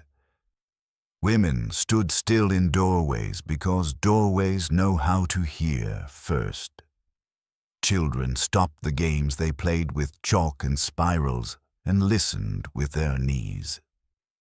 The sound was not loud. It was thorough the way water is thorough when it chooses a crack. Everyone had theories. The correctors announced almost happily that the bell marked the enforcement of a human ordinance. "We will declare noon a fixed thing," the magistrate said, smoothing the cuff that never fit his wrist since the bench had eaten his mallet. "A fixed noon will undo the spiral." He set a ledger open on the chapel's threshold and waited to inscribe the town back into clocks. The ink beaded. The bell tone lengthened as if the sentence it announced were searching for its verb. The keepers felt the click inside their ribs. That means we have been understood by something older than us. They did not run to the orchard. They lay hands on the objects that needed not to move during realignment, cradles, mirrors, the small jars of orchard breath sealed for departures that never took. They tidied their voices. They loosened their laces so blood could remember without panicking. They said phrases that begin with had been and end with already the tense that lets a wall stay up when the sentence outside wants to rewrite it as a door. The drift swayed. They could tell the bell was not calling them in or sending them out. It was folding a long sheet of silence into a smaller, denser piece the way midwives fold linens before a winter that hates laundry. A young drift boy with a rope of black thread tied twice around his wrist, 2 lies overheard and forgiven, tilted his head and said very politely to no one in particular, "Please don't speak." His politeness did more than a gavel would have done. Street dogs closed their mouths like books shutting. At the third strike, if it was a strike and not one tone, Breathing Glass across town decided to agree. Windows did not shatter. They contracted a collective inhalation that pulled years from the room and hung them between pane and air like frost. In that thin film, names appeared backwards and then forward, auditioning for the way they wished to exist under the sentence the bell had chosen. A woman watched her dead sister's name arrive on her kitchen window the way a tide arrives on the tongue of a shell, slowly with sand in the letters. She did not cry. Crying is a future tense. She wiped the pain with the hem that had learned to be an apron by repetition. The name stayed. The magistrate, who disliked metaphors unless they agreed with him, raised his finger to declare a prohibition against bells that ring themselves. The plank beneath his shoe creaked and rephrased his stance. He said instead, "We will not be rushed." The bench did not split. It was a small mercy or a test. Then the memory house breathed, and not the shallow courtesy breath of a house keeping pace with its watchers, but a diaphragm deep release of saved air. Warmth crossed the green shingles in a wave that turned dew into a rash of small bright seeds. They rolled down the slate and gathered at the step, each seed humming a syllable that wanted to be a child's middle name. No one touched them. The sound of the bell wrapped itself around the porch posts and thinned into filament, then drew itself tight until the posts bowed and straightened as if remembering the first time they had been asked to hold. Things that are loyal to resonance reported at once. Hair in forgotten drawers, the black thread rope the drift tied to willow boughs, the ladder, stitches in the parish ledgers, the iron in nails that knew bones by rumor. Even the orchard hesitated. Trees that had spent months leaning inward, learning the shape of a spiral path so perfect that birds nested in its curve, arrested their lean at the same degree like soldiers, an inch from kneeling. The fourth tone came like a period. In its wake, a hush precise enough to shelve a library. The town stood there perfectly filed, and felt the last of the old air depart through the seam under the memory house door. There is a difference between silence and capacity. What followed was not silence. It was a room-sized capacity that wanted filling. The bell had rung the sentence open. The town realized almost gratefully that this time the verb would be theirs to choose, or it would choose them, which in the hollow is a more honest grammar. The first mouth to speak was not a mouth. It was a cradle leg tapping once against floorboard in a rhythm clockmakers would have recognized, if clocks learned to count the weight of breaths as hours. The keepers bowed their heads not from piety, but so their names would fall into the right places when the air began sorting. The correctors squared their shoulders to be platforms for whatever was about to stand. The drift opened their palms to give the moment fingerprints. When the fifth tone arrived, a softer consonant, as if the bell were now reading instead of ringing the orchard, finally answered. It turned its leaves so their undersides faced the town, pale and writing-colored, and the wind came from below. The sentence, which had waited for generations to hold all its clauses in one breath, began. The orchard's mouth and the spiral that chose everyone had walked the spiral wrong. For years they had worn it like a path, the way you wear an argument until the coat of it remembers your shoulders. They entered where the grass thinned and traced the curve toward a center they imagined to be a place.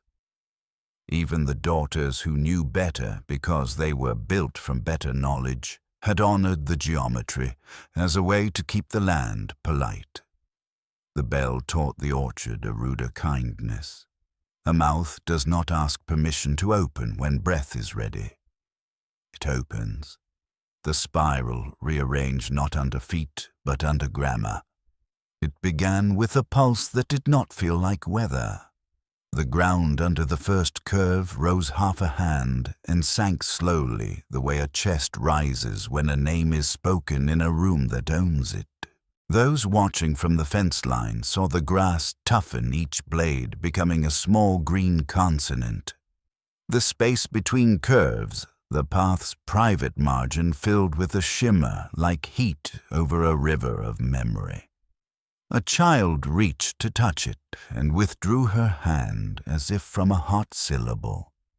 "It says don't," she whispered, and then, because children are disobedient in the way futures must be, she put her hand in anyway. The shimmer cooled under her palm and wrote 2 letters on her skin, not carved, not inked, but gathered as if the air had chosen a shape rare. The keepers did not enter. They recited the rules that keep a mouth from biting, no imperatives, no doubled names, no beginnings without a place to put an ending. They offered to the margin what the margin likes. Milk hair twine tied in a way that admits the possibility of untie. The offerings did not disappear. They nested there, humming softly in a scale that old women use when they walk and speak to no one.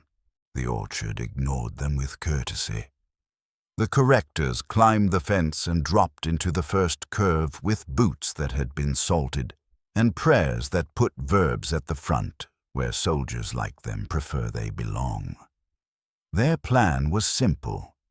Cross the spiral, find the center nail down whatever center meant with iron, understood by courts. They made it past the first bend before their boots refused to be boots. Leather softened into bark. Laces became tendrils. Their feet were still feet, but the idea boot had been reassigned by the orchard to objects that grow. One man laughed too loud at the sight of his shoe trying to sprout. The spiral chose the laughter as a hinge and closed that segment of path gently as a book around a flattened flower. The drift did what the drift do they listened for, where the spiral wanted weight. A girl with elbows sharp from growing too fast laid her ear to the ground and said, "It wants us to walk like questions." She showed them step-curved heel, not quite set toe, ready to reconsider. 3 of them moved together that way and found the path deepening under their ribs, not their souls. They passed the first bend without entering it the way you pass a grief, by letting it have the chair at the head of the table but not the bread. On the second bend, the orchard breathed out the smell of iron and apple blossoms, memory's favorite pairing. A hush, like a hand on a mouth, moved through the onlookers at the fence. The daughters came in a line of odd numbers, because even numbers mean agreement, and the orchard prefers rehearsal. They did not sing. They held their mirrors with the glass turned toward the ground, because the ground is vain and reveals more when flattered. At the third bend they stopped, not because the path told them to, but because a name rose from below in a temperature rather than a sound. It wasn't Abigail. It wasn't Erin. It was a draft of a name that had once been written in the mouth of a dying woman and swallowed to save a household from grammar. The daughters bowed their heads in that unison that is not performance but plumbing. They were being used to carry something. The mirrors fogged on their backs. At the fourth bend, the orchard decided everyone had learned enough to be hurt properly. It opened. Not a pit, not a maw, a widening of soil into lung, roots parted like long untranslated hair. The mouth of the spiral did not gape. It articulated the way lips shape vowels. Instead of a center, there was a corridor, and instead of darkness, there was the sort of light a page gives off when a sentence has decided upon its tense. The air said with the certainty of a wall that has been a wall for hundreds of winters, again is now. The correctors, those whose boots had not entirely become saplings, lifted their salted lanterns. The flames bowed like courtiers. "We will map the magistrate," announced from the fence, because the fence let him keep his sentences stiff. A keeper woman standing near him put her hand near his mouth, not touching a gentle warning the way one warns a pot about to boil, that the lid will rattle. He closed his lips and watched his breath leave his nose in a spiral that matched the orchard's so perfectly that his shoulders forgot their square. The first into the corridor was not human. It was a spool of thread black with a memory of wrists rolling itself along the incline as if appointed. It reached a small ledge where a root had decided to be a table and stopped the thread tail, adding one more knot to itself. Then came the names not spoken, not in letters, but in weight.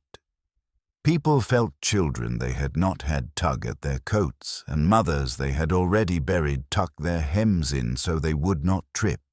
The memory house made a small noise from the hill, the sort of squeak wood offers when it is pleased with a hinge. The orchard did not turn to look. It was done auditioning thresholds. It would be a mouth now, and the sentence would do what sentences do when they contain a mouth deliver. The corridor breathed in and out, and on the out-breath the town heard, not with ears, but with the long, tired muscle that stretches between spine and name. "We will not eat you. We will remember you into use."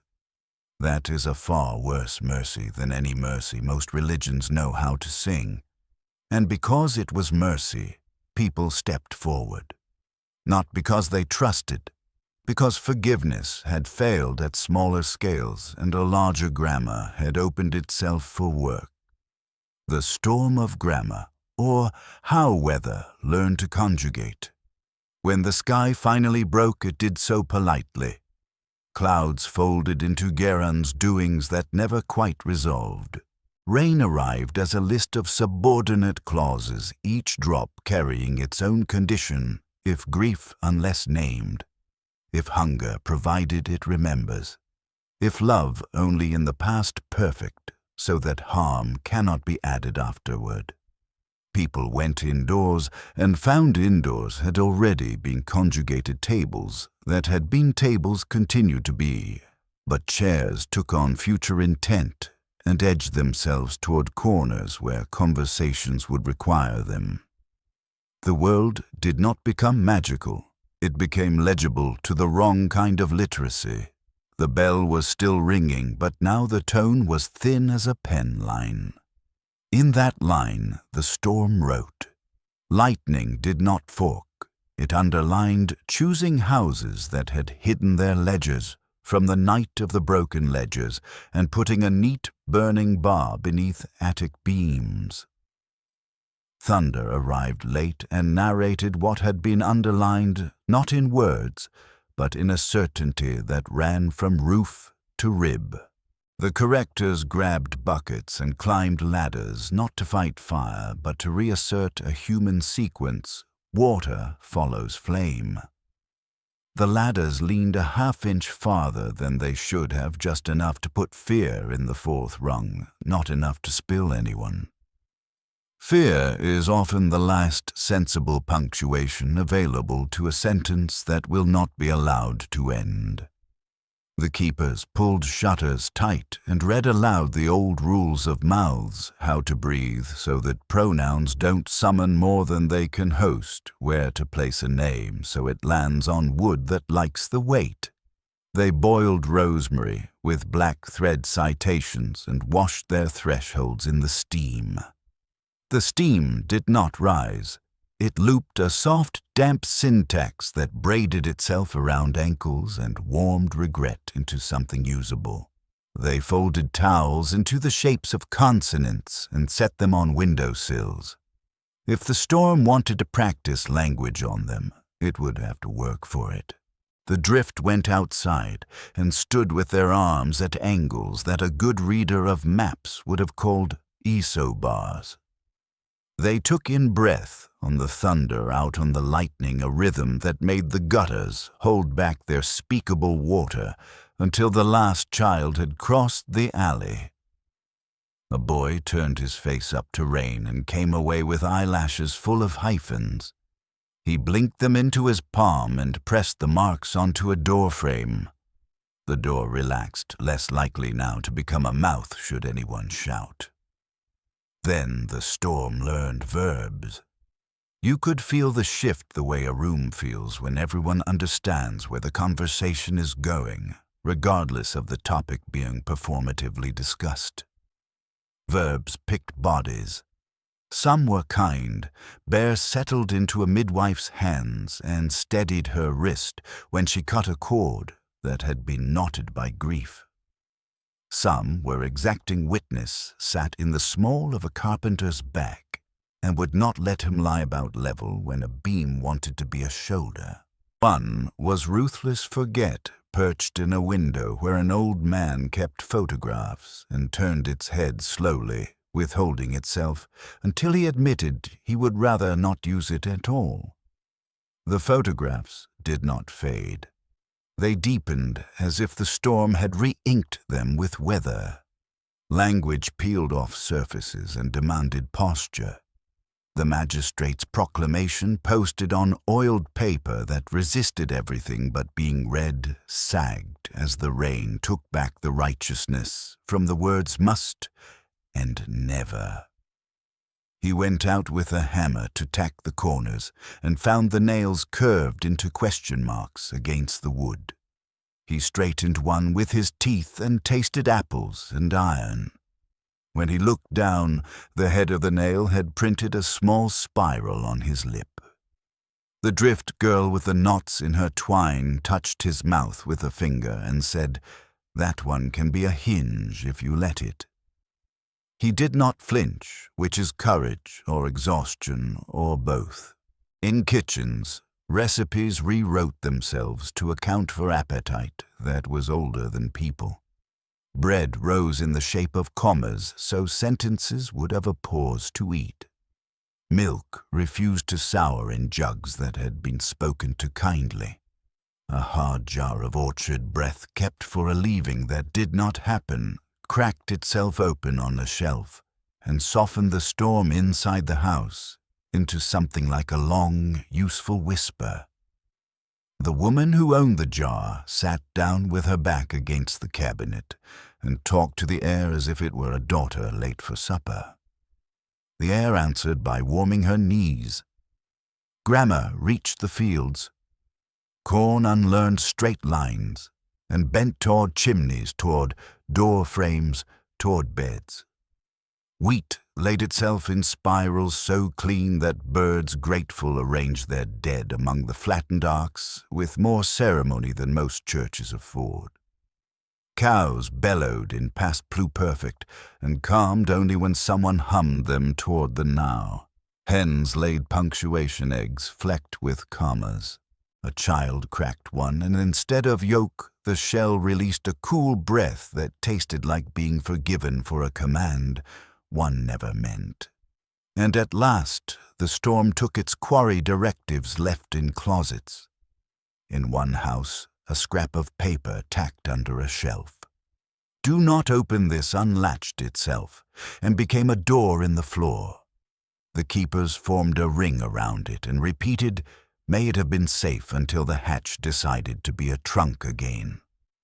In another, a single word stay coaxed a shadow to the wrong side of the room. The corrector who lived there sat on the floor and apologized to the shadow until it remembered which walls were its own. By evening, the sky's clauses thinned.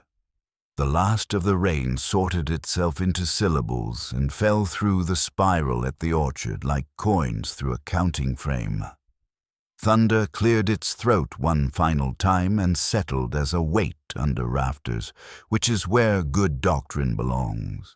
People came outside with hair surprised into new parts and stood in the streets as you do. After a grammar lesson, you passed by luck. No one asked if it was over. In the hollow endings are a superstition you used to sleep. Reckoning at the memory house. A door learns to mean. The bell's line had thinned to the suggestion of a wire.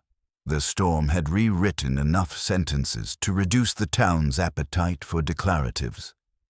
The orchard's mouth was open, but not hungry. It was time for a building to make a decision, and buildings here are the only citizens that vote without being counted. The memory house had spent the day breathing like a mother who will not wake the child in her arms. As dusk grew, the color of a bruise, the house exhaled with intent. The front door, which had always faced no direction in particular, chose to face the town. People gathered at the foot of the porch with the posture of those who understand a test that never shows its questions twice. The keepers came carrying what a house needs to remember politely, hair wrapped in linen jars with wax that bends before it breaks prayers, practiced in the tense that harms least. The correctors came with nails they had convinced back into being nails, and lengths of ironwood that had politely declined to sprout. The drift came with nothing that could be inventoried, the ability to stand without summoning the willingness to be used as a bridge for breath that has a long way to go. The door did not open. It meant, meaning as a heat, and everyone felt it. The porch boards swelled veins of sap, making themselves legible to feet. The brass knob turned a quarter circle on its own and waited as if reminding hands how to be invited.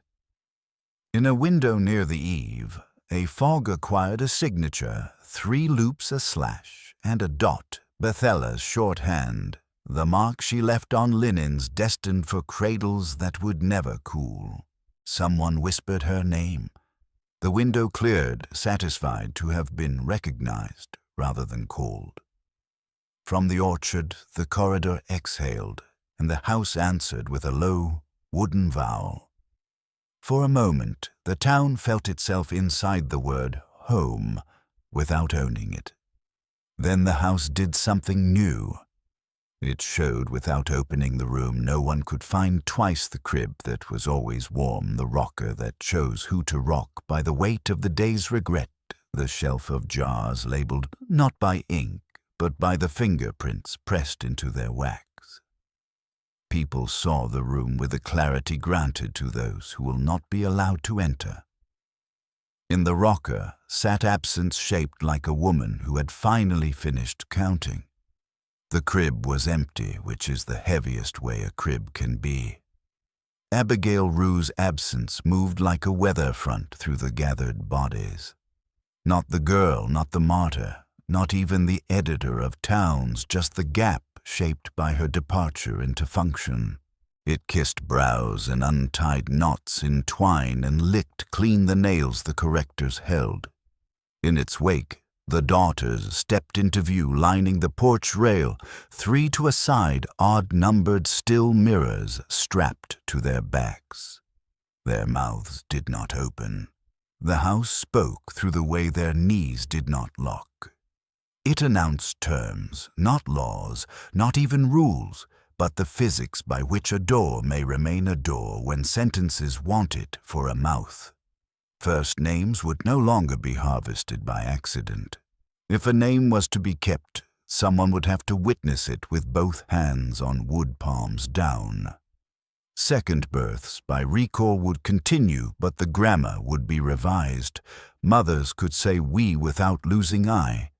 Fathers could bring tools into the echo holes, without the tools learning to be bones. Third corrections would be allowed only where forgetting had been weaponized. Grief could not be edited backward into never having happened, only forward into bearing. Fourth exile would remain expensive. Leaving would be allowed, leaving behind would not. The door brightened on that sentence like a child proud of a chore chart. The correctors muttered, but their nails cooled. The keepers bowed, but their bow was not surrender. It was a negotiation posture, old as markets and marriages. We will give our weight to your hinge, if your hinge will remember which way to swing. The drift lifted their hands, palms up, and let the door lay its meaning on them. Meaning is heavy. They swayed with it and did not embarrass anyone by falling. Then the house made its ask, the way mothers do when they've already done more than their share of asking, bring me what should have been kept. The words did not sound. They separated themselves from sound and settled on backs, elbows, tongues. People went away and returned carrying items that sap loves, rattles that squeaked only in dreams, shoes never worn that still learned to be dusty letters mailed to children whose addresses were the space between ribs. The porch took them. It did not swallow.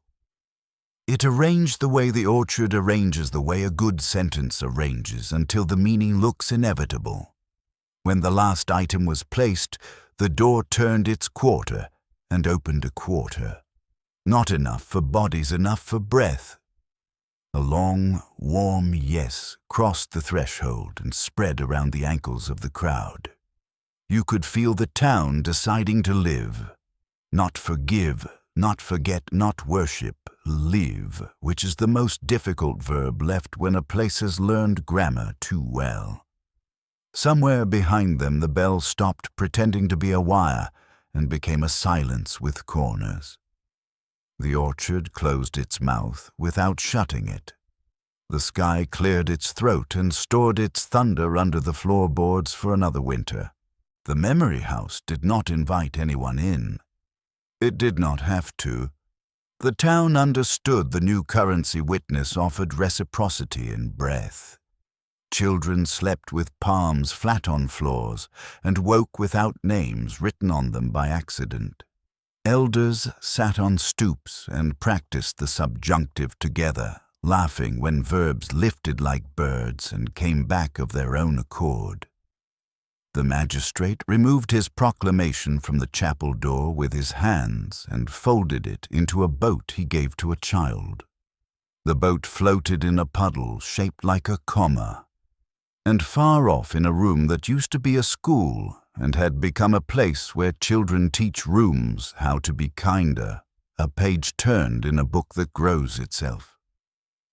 The words wrote, "The flashpoint is not fire. It is agreement reached without a gate." The page did not burn. The book breathed. The town breathed with it, and for a rare span of hours, no one's name echoed from roots they did not choose. It would not last. Nothing proper does.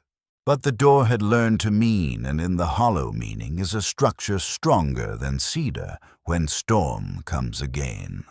The covenant of breath terms agreed upon without speech.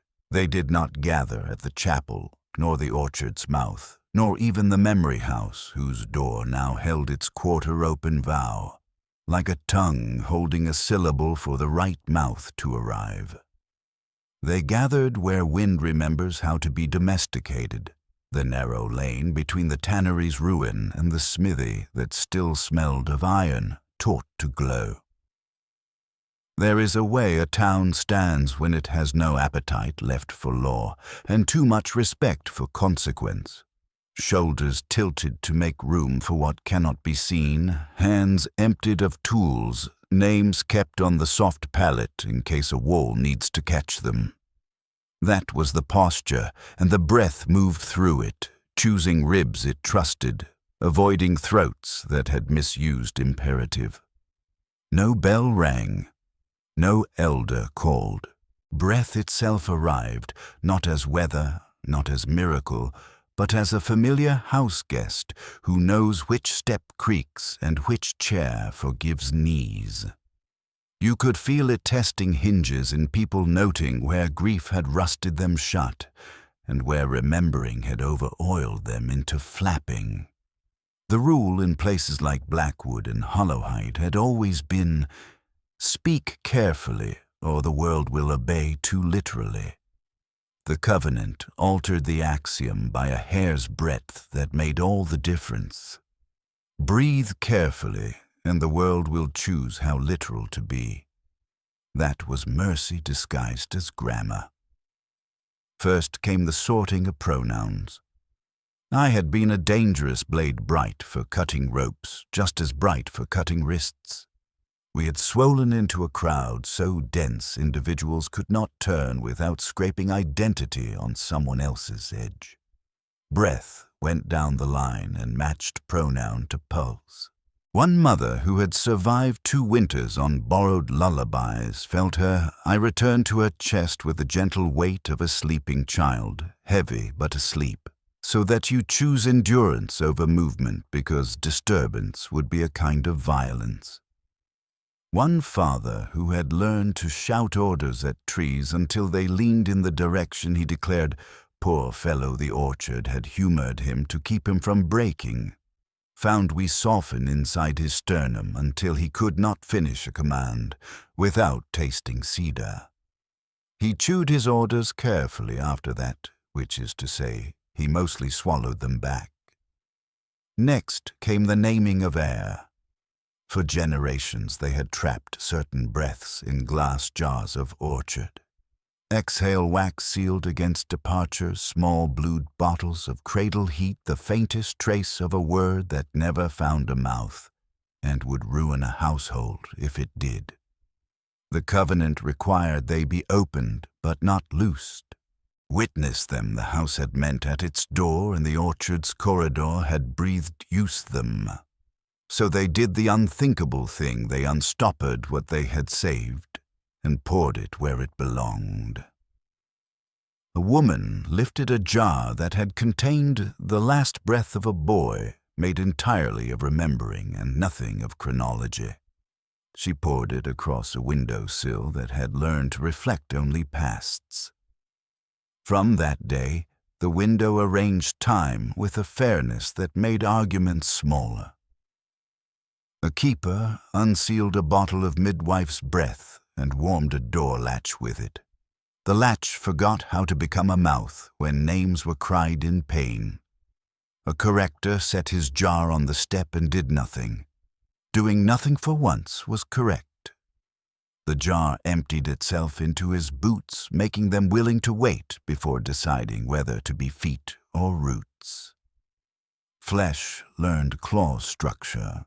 You could see it in how children sat no longer jittery commas, not yet bravely declarative.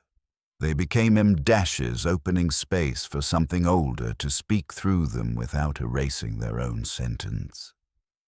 Elders who had carried ellipses in their spines so long their gait had become a 3-beat sigh, stood with periods under their heels, ready to stop where stopping preserved meaning instead of ending life.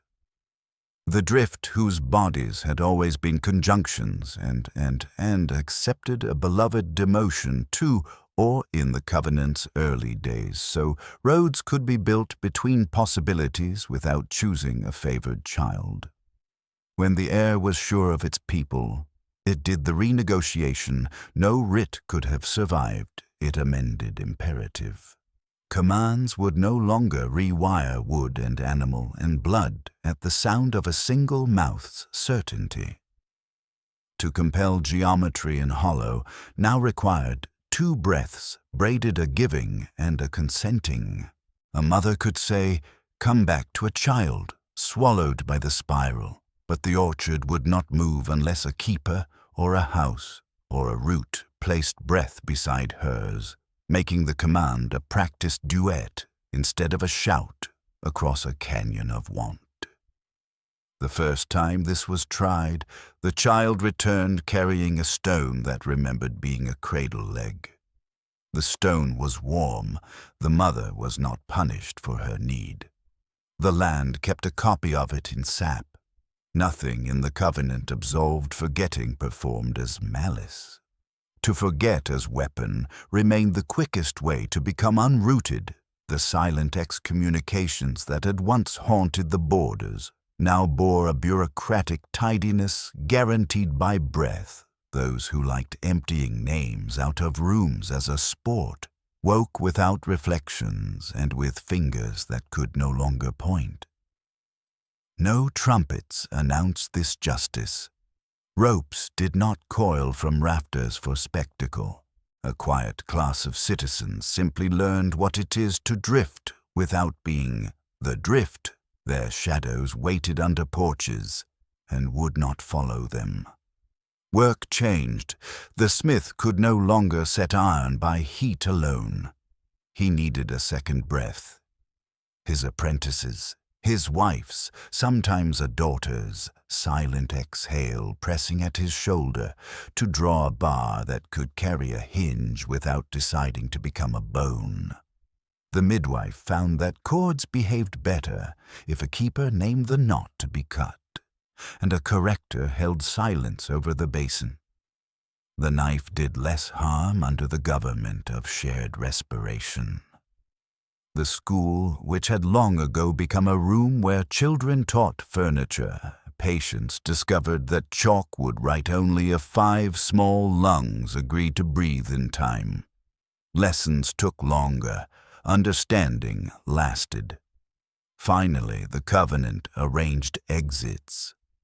Leaving had previously been a kind of theft. The land felt the vacuum and pulled the shape of the absent back through other people's mouths. Under breath law departure became a liturgy. You came to the lane between tannery and smithy with the object that most nearly represented the name you would not be taking with you. You set it on the ground. You placed your hand on a shoulder that had never harmed you. You said, "I will be kept here without my body." The town breathed once as one thing the way a beehive respires around winter sweetness. If the air returned your eye to your chest, you were allowed the road.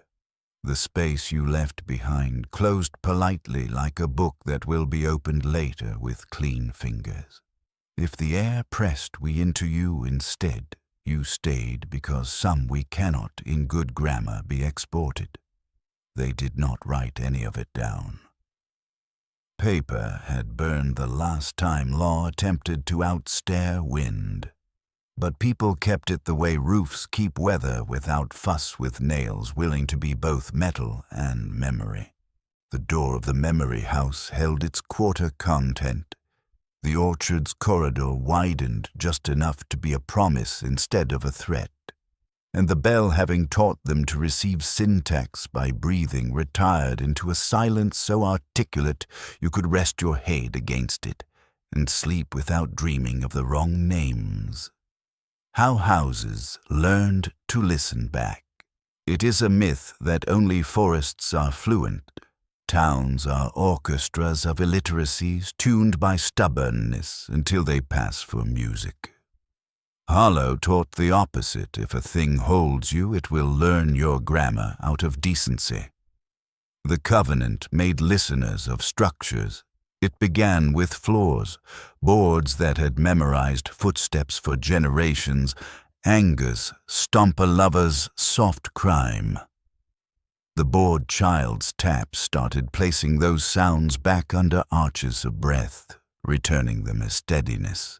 A woman walked her midnight circuit after a day that treated her name like a loose tooth and found the boards keeping time with the part of her rib cage that did not yet know fatigue.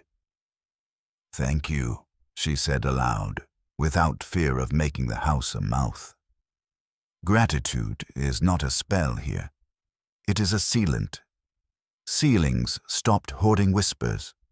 Winters of fear had pushed words upward to live as soot. Under the Covenant, soot flaked in sentences that fell gently onto tables as ash you could blow away after you read. One line landed in the smith's shop. "Heat is not a thing. It is a courtesy." He began cooling his temper on latches when customers lied about why their doors needed new tongues. Another sentence drifted through the schoolroom. "A question should be larger than the hand that asks it." The children laughed, which is how agreement shows itself when it would be dangerous to cheer. Doors learned to negotiate. Before a command shut could collapse a hallway into an esophagus. Now a door listened for braided breath. A young corrector, humbled by the storm, stood at a threshold that had swallowed apologies for a decade and asked permission with his mouth closed. Two keepers placed their palms on the lintel. A daughter nodded once the mirror on her back, diffusing a fog that spelled almost. The door swung, but not shut. It learned what it meant to be ajar without becoming an invitation for harm. In time, certain thresholds developed reputations as fair judges. Disputes were brought to them in the new fashion objects in hand, breath-shared demands left at home. If a door opened wide of its own accord, the answer was not yet. If it warmed under palms, the town would try. Chimneys, those solemn translators of interior excess, changed their reporting. Smoke had once confessed carelessly to the sky-telling gods, or weather everything. Now the reports came in spirals of faint sweetness, apple and iron again, as if the orchard had appointed itself clerk of the air. Neighbors could smell when grief was cooking too hard next door. They arrived without words, bearing the things that bind without sermon, bread braided like a hinge thread, cut to the length of a span between two steady hands. Jars unsealed and willing to be poured into corners where arguments collect. Chimneys took the thanks into their brick and stopped backdrafts with the pleased huff of someone who has been useful to the living. Stairs learned kindness. Once staircases had acted as spines for houses that liked to pretend they were bodies. and their ambitions had turned them cruel. They led old men up into attics where photographs taught them to be absent. They took children down into cellars that practiced the sound of names backwards. The covenant gave stairs a job with dignity carry weight without deciding its future. Steps widened by a quarter-inch. Risers lowered just enough to spare knees that had carried harvest and memory equally. A rumor went around that a boy who had been taken by a basement once climbed the stairs of a neighbor's house and found his years waiting for him on the landing like a sweater outgrown and loved anyway. He put the years on. The sleeves were long. He cuffed them. No one said miracle. The carpenter who kept the stairs in repair sharpened his plane and cried a private, precise amount. Walls grew ears and then genuine discretion. It had been their habit to echo for sport, playing ventriloquist to dinners and funerals, repainting rooms with the tones of the worst nights 3 towns over. Under breath law plaster came to understand the difference between reporting and snitching. It kept safe what was entrusted with palms, flat against it, released only what was shouted in anger. A man who had built a life out of hearing what he should not stopped waking to borrowed dread. He aged forward instead of downward. The lines in his face looked like roads after a season of honest weather. The memory house already fluent learned courtesy it hadn't needed before. It dimmed the bright room with a crib so that those who only needed to know it existed could know without wanting to enter. It brightened the kitchen with its cabinets lined in jars labeled by fingerprints, so that people who had never cooked for the living could practice recipes that fed more than ghosts. It taught the rocker to accept refusals. Some hearts were not ready to be timed by old grief. And in a generosity that startled even the orchard, it offered a back door to the interpreters, those children whose lungs had never bothered with heartbeat. The door was not for escape. It opened onto a small yard where the wind rehearsed sentences that would not be safe to say indoors. The interpreters learned to place their mouths in the grass and let the earth speak through them in a hushing that neither punished nor persuaded. You could watch them come back inside holding quiet, the way bakers carry loaves too fresh to slice. Other houses followed clumsy at first. A cottage on Miller's Row tried to memorize its occupants so aggressively that everyone woke feeling copied. The keepers came and taught it the difference between keeping and trapping. Someone brought hair for the rafters to remember gently. Someone else removed a mirror that refused to reflect late-in-the-day doubt. The cottage sighed as houses do when their roofs release a thought they've been holding for seasons, and from then on it held its people the way good mittens hold a child's hands, firm but willing to let snow be touched. Barns quit their habit of aspiring to churches. Churches gradually accepted careers as barns. The echo halls kept their bone-bright pews and their pulpits that hummed verbs, but they allowed swallows to nest in the clerestory and did not punish laughter that started as a prayer and ended as relief. In exchange, barns learned to stack hay with respect for breath. No child was lost in them in those years. No man who went to hang himself found a beam willing to be a beam for that purpose. Wood is not moral, but under a covenant of breath it is capable of taste. In all this, the orchard watched without interfering like an aunt who has stopped correcting posture because she recognizes a natural poise when it finally appears. Its corridor stayed open enough for those who had work to do below. Its mouth did not close on anyone who forgot their place, because places were being learned correctly at last. The bell slept.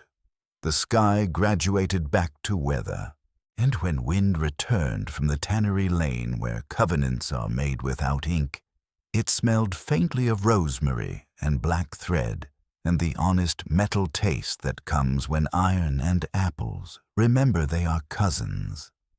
Houses breathed that in and breathed back gratitude which shaped itself into small repairs. Performed at night, a shutter rehung a chair leg found steadier. A floorboard, less eager to speak when secrets merely needed setting down. The two-breath economy. The covenant reshaped not just how people spoke or crossed thresholds, but how value itself moved through the hollow.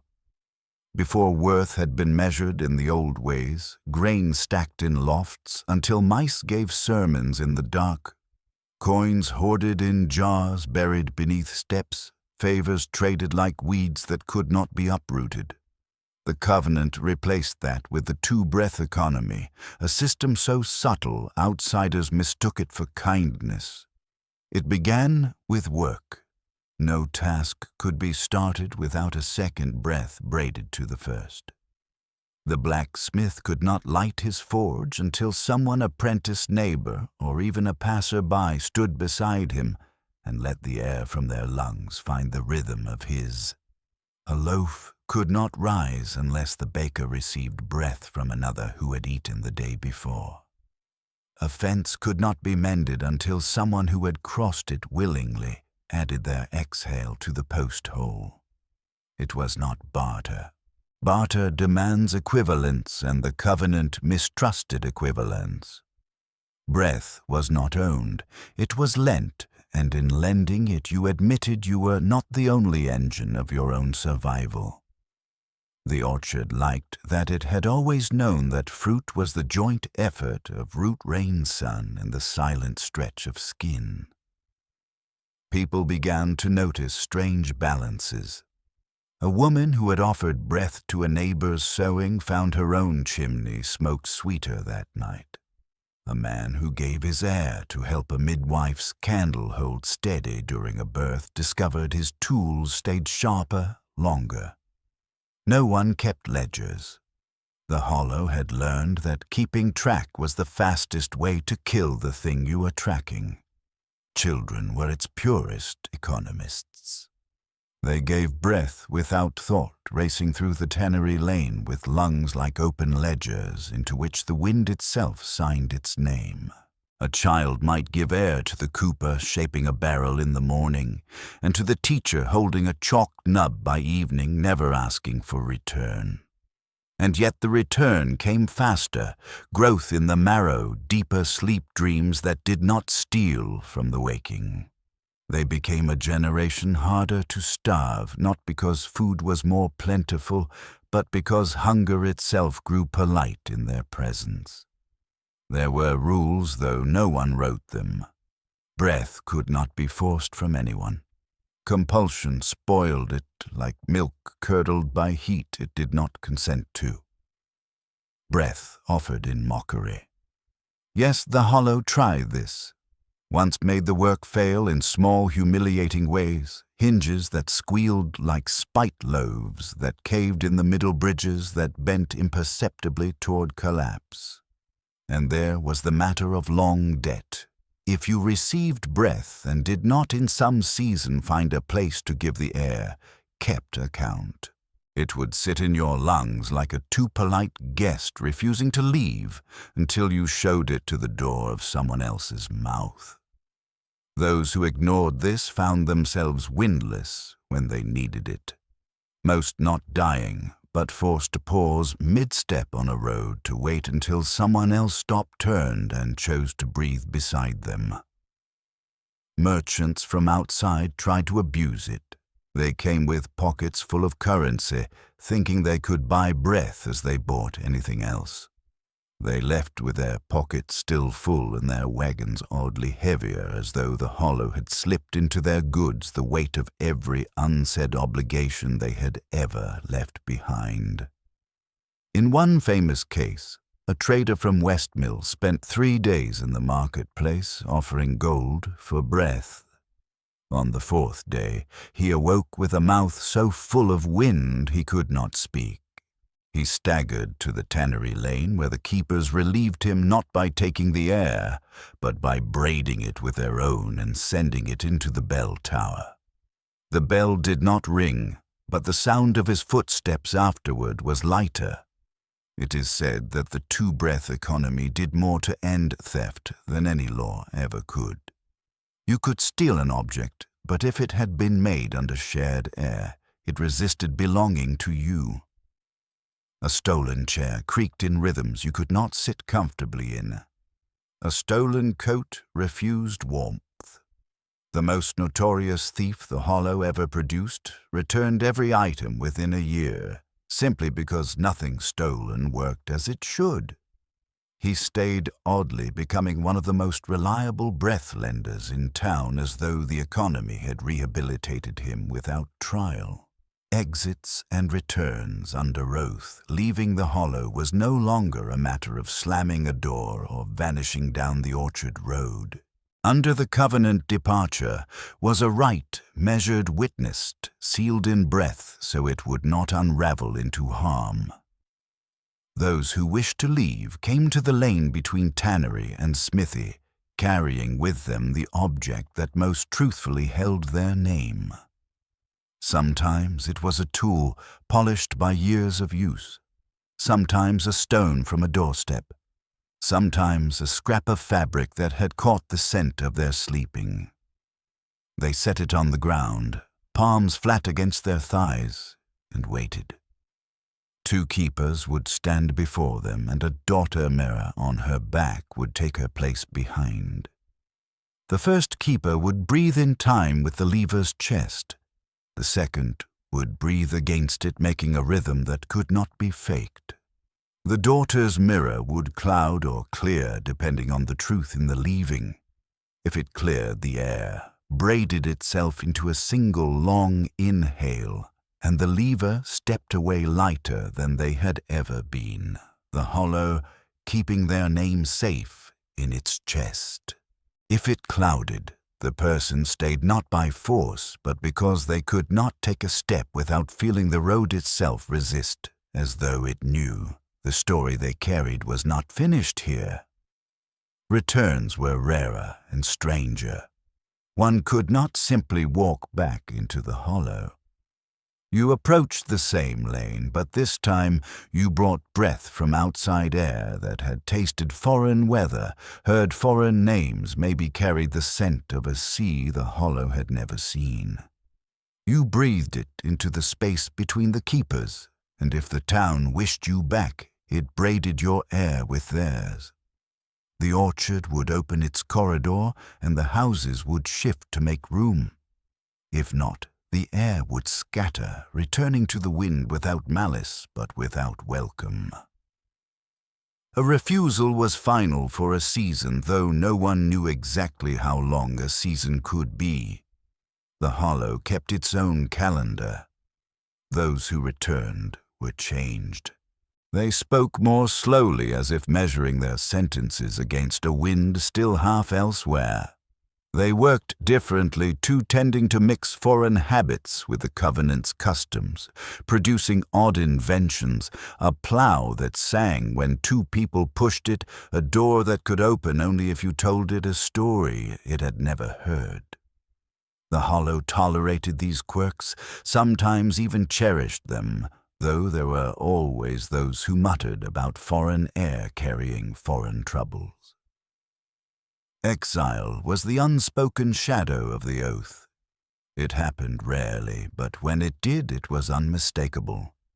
A person who had broken the covenant in ways breath could not mend stealing air without giving cutting roots, with malice naming names to harm, would wake one dawn with lungs that would not match the Hollow's rhythm. No matter how they tried, their breathing would fall out of time. They must walk to the lane without being told, set down the object of their name, and find no one waiting. The wind would guide them outward, not cruelly but firmly. They left carrying only their own air, and it was never enough. But the most haunting part of the rite was what happened after a departure. Any departure. That night the bell would breathe once. Not ring, not toll, breathe. Every house, every board, every roof and root would feel it. It was a reminder a piece of the hollow now lived elsewhere, and the space it left behind would not close completely until the right breath returned. Some spaces never did. The hollow learned to live with these absences, the way a body learns to live with a scar, not healed, not hurting, but telling its quiet truth every time the wind passed over it. The orchard's final lesson. The night the orchard breathed back. It began on a night when the air was so still. The smoke from every chimney climbed straight into the sky as though reluctant to disperse. The moon hung swollen and pale above the ridge, throwing long skeletal shadows of the orchard trees across the ground. Those who had lived under the covenant long enough knew that stillness was not a comfort. It was a warning. In the tannery lane, the keepers stopped mid-step, their chests rising and falling in unison, as if listening for a note not yet played. The daughters left their thresholds and stood with mirrors uncovered their polished backs, catching what little light the moon offered. Somewhere deep in the orchard, the sound began, not wind, not branches rubbing, but something that moved inward. Leaves shivered in patterns that had no business existing in nature, their rhythm slow and deliberate, like the lungs of a sleeper taking in air. No one spoke, for speech would have shattered the precision of that breath. The orchard inhaled, and with it came scents that had no origin in this soil salt, from a far-off sea iron, from a forge whose fires had been cold for generations, the sweetness of fruit no one had ever tasted, but all somehow remembered. It was as if the air had gathered every fragment of memory it had ever carried away from the hollow and returned them stitched into a single exhalation. The oldest among them, those whose hair had gone white under the orchard seasons, knelt where they stood, tears tracing the folds of their cheeks. The youngest were silent in a way children rarely are, sensing instinctively that this was not a moment for questions. When the orchard breathed out, the wind did not move toward the town. It moved upward, lifting dust leaves and even loose stones into the air, before letting them fall gently back.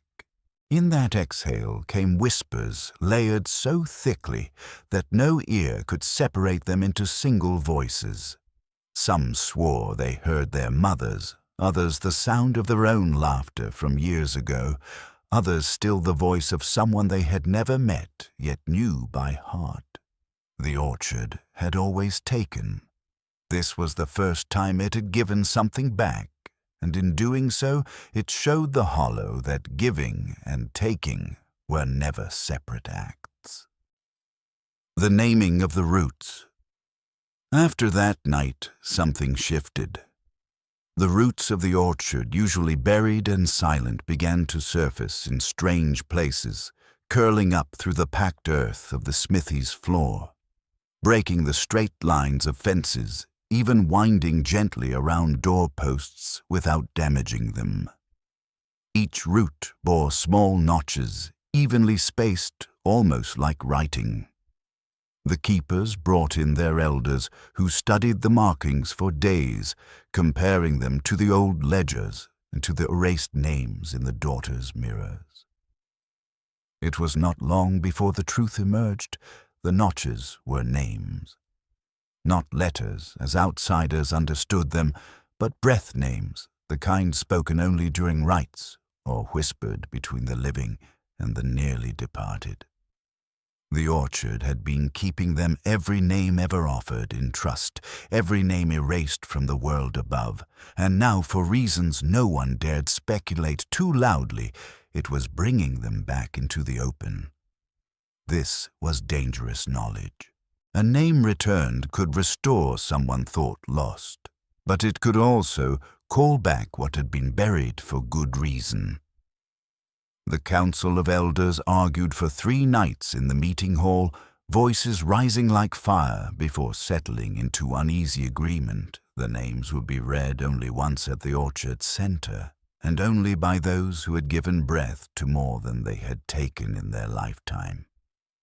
This meant most of the town would be excluded, and they accepted this not with resentment, but with a quiet relief. Everyone knew that some names once spoken would change the hollow forever, whether for good or ill, no one could say. The returning of the unfinished. When the day of naming came, the orchard seemed almost expectant. Its leaves trembled without wind, and its branches curved subtly inward as though making space for what was to happen. The chosen readers, 3 in all, stood in a rough triangle, each holding a small mirror, not on their backs, but in their hands. The first name spoken was that of a child lost to the fever decades ago. The air thickened, and for a moment the scent of soap and sunlight filled the clearing, followed by the soft patter of unseen feet. The second name belonged to a woman who had left without oath, whose absence had been a wound in the hollow's rhythm. When her name fell into the air, the roots at the edge of the clearing shifted, parting as if to clear a path for someone returning. But not every name brought comfort. The third reader spoke a name no one recognized, low syllables bending in ways that made the listener's teeth ache. The orchard shuddered. Leaves fell in a sudden, concentrated flurry, and the sky above the clearing dimmed, though no clouds passed. Those standing closest swore they saw movement between the trunks, something tall and unshaped, something that moved as if it had been waiting far longer than anyone had a right to wait.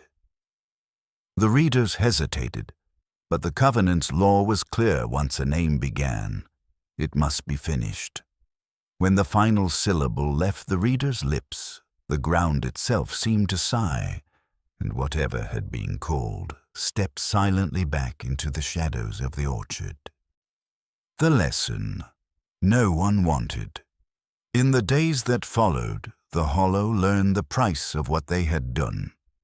The orchard's gifts were never without cost, and the return of names was no exception. Those whose names had been spoken began to dream vividly dreams in which they walked paths they had never taken, spoke to people they had never met, yet woke with the aching certainty that all of it was real. Some awoke with soil under their fingernails, others with words in their mouths that vanished when they tried to repeat them. The keepers warned that the orchard's lesson was simple and cruel. Nothing returned is ever exactly as it was. A child might come back with eyes that recognized too much. A friend might return with silences where laughter used to be. And those strange, unclaimed names, they lingered in the air like seeds waiting for the right soil. No one knew whether they would grow into blessings or poisons, only that the hollow had now accepted them into its breath. That was the orchard's final lesson, not that life and death were opposites, but that they were part of the same exchange, as constant and invisible as the air passing between two mouths. To take was to give was to take. The Covenant had always known this, but now every soul in the hollow felt it in their bones. And somewhere in the spaces between the roots, the orchard listened patient, as ever, for the next breath worth keeping, the accounting of what was kept. At first light, the morning after the naming, a skin of frost filmed the orchard without chilling it, as if the cold were only a concept being tested. People rose early, not from habit, but from the sensation that their homes were being read. Chairs had shifted a finger's width toward thresholds. Cradles that had not held a child in decades were angled toward the east. In pantries and drawers, long hoarded scraps, buttons, teeth ribbons had arranged themselves into spirals the eye could not quite finish. The hollow had been inventoried. Not plundered, not blessed, merely counted in a language of angles and breadth the town was only now learning to pronounce. The keepers, who once measured worth by harvest tallies and baptismal ledgers, assembled under the birch lintel of the meeting hall with mirrors face down like sleeping pets. Their faces had the washed-out look of people who had been given a clear view of their own intentions. In their arms they carried the night's returns, tokens found by pillow hearth and window-sill, a half-knit sock that still held the shape of a foot that never walked. A key whose teeth had softened like wax, yet opened a door that had not existed until this morning. A bundle of matte black hair braided around a nail that could not rust. These would have been called omens once. Today the town called them the kept the portion, of meaning the orchard had chosen to hold for them when they could not. The first accounting was not spoken aloud. It happened in bodies' ribs that loosened jaws, that unclenched hands that remembered how to unclasp. The oldest woman in town found she could lift her arms without hearing the small pine crackle of grief inside her shoulder. She laughed, and in the laugh heard her sister dead these 20 years complete the phrase she had swallowed at 15. A widower discovered the bed no longer gripped his hip bone like a jealous mouth. He slept from dusk to noon, then woke with the recipe his father had refused to share written across his palm in sweat. These were not miracles. They were corrections arriving at the exact pace of a life that had learned to stand still. Then came the visible reconciliations. Graves that had risen in protest settled an inch, not out of defeat, but consent. A cradle that had rocked without weight for 3 generations stopped, and in the quiet that followed the house felt larger, as if a long-held breath had been exhaled into its rafters. Names the orchard had lifted from the roots appeared one by one on lintels and headboards. Charcoal thin and already smudging, as though reminding the living that even corrected memory requires tending. The interpreters, those children whose bones had learned to hum syntax, walked the roads and touched each inscription with 2 fingers and a nod, making the graphite sink a fraction deeper into wood. Not everything stayed. The accounting required subtraction as well as keeping. A cupboard that had hidden the last dress of an unarrived daughter opened onto bare boards. Somewhere nearby a sapling straightened. A prayer folded into a hymnal as a bribe to a reluctant god was gone. The mouth that had formed it no longer stuttered on the first consonant of its own name. Those who had hoarded grief as proof of love felt their pockets lighten and did not know at first whether to mourn the missing weight. But as the morning lengthened, the hollow learned the orchard's arithmetic. What you refuse to release will be stored until you can bear to call it by its right name. What you cannot carry without breaking will be carried for you, but only if you promise to lift it again when asked. By dusk, the meeting hall's tables were lined with the kept. No ledger recorded them, no vow guarded them. The town stood in a slow circling queue and touched the tokens lightly, not claiming, not trading, only acknowledging. When a palm met the right object, the air near the ceiling dimpled as if a small weight had been placed upon it. Someone would sigh or laugh or sit down. A few wept without noise and left by the back door to put a kettle on and sweep the stoop tasks not of avoidance but of return. In this way the hollow learned that the end of an era is not a tearing. It is a balancing of a book that was never supposed to close. The covenant rewritten in breath. The old covenant had been a tangle of prohibitions that pretended to be protections. Do not sing after dusk. Do not name the unnamed. Do not carry mirrors with their backs to the night. It had worked the way stitches work when a wound is fresh, tight, ugly, necessary. The new covenant arrived not as a proclamation, but as a practice. 1,000 small gestures taught and 100 thresholds agreed to hold. Its first clause was silence, but not the clenched kind. This was the silence that follows a name said correctly, the silence you give to a story that meets you where your bones already are. Its second clause was witnessing written not in ink, but in how people turned their bodies toward one another when grief said again. At the remembering house, the structure that had always been less a shelter than a sentence, Abigail Rue stepped over the threshold at noon for the first time anyone could recall. Because noon is for decisions, she had grown neither older nor younger in the town's imagination, only sharper, less an emblem and more a woman with tasks. She did not gather the people. She opened the front door and waited, and because the covenant had already begun to rewrite itself in the town's lungs, they came without being summoned, the midwives of meaning who now knew better than to measure life by the rise and fall of a chest. The keepers of ledgers who had left blanks where dates used to go.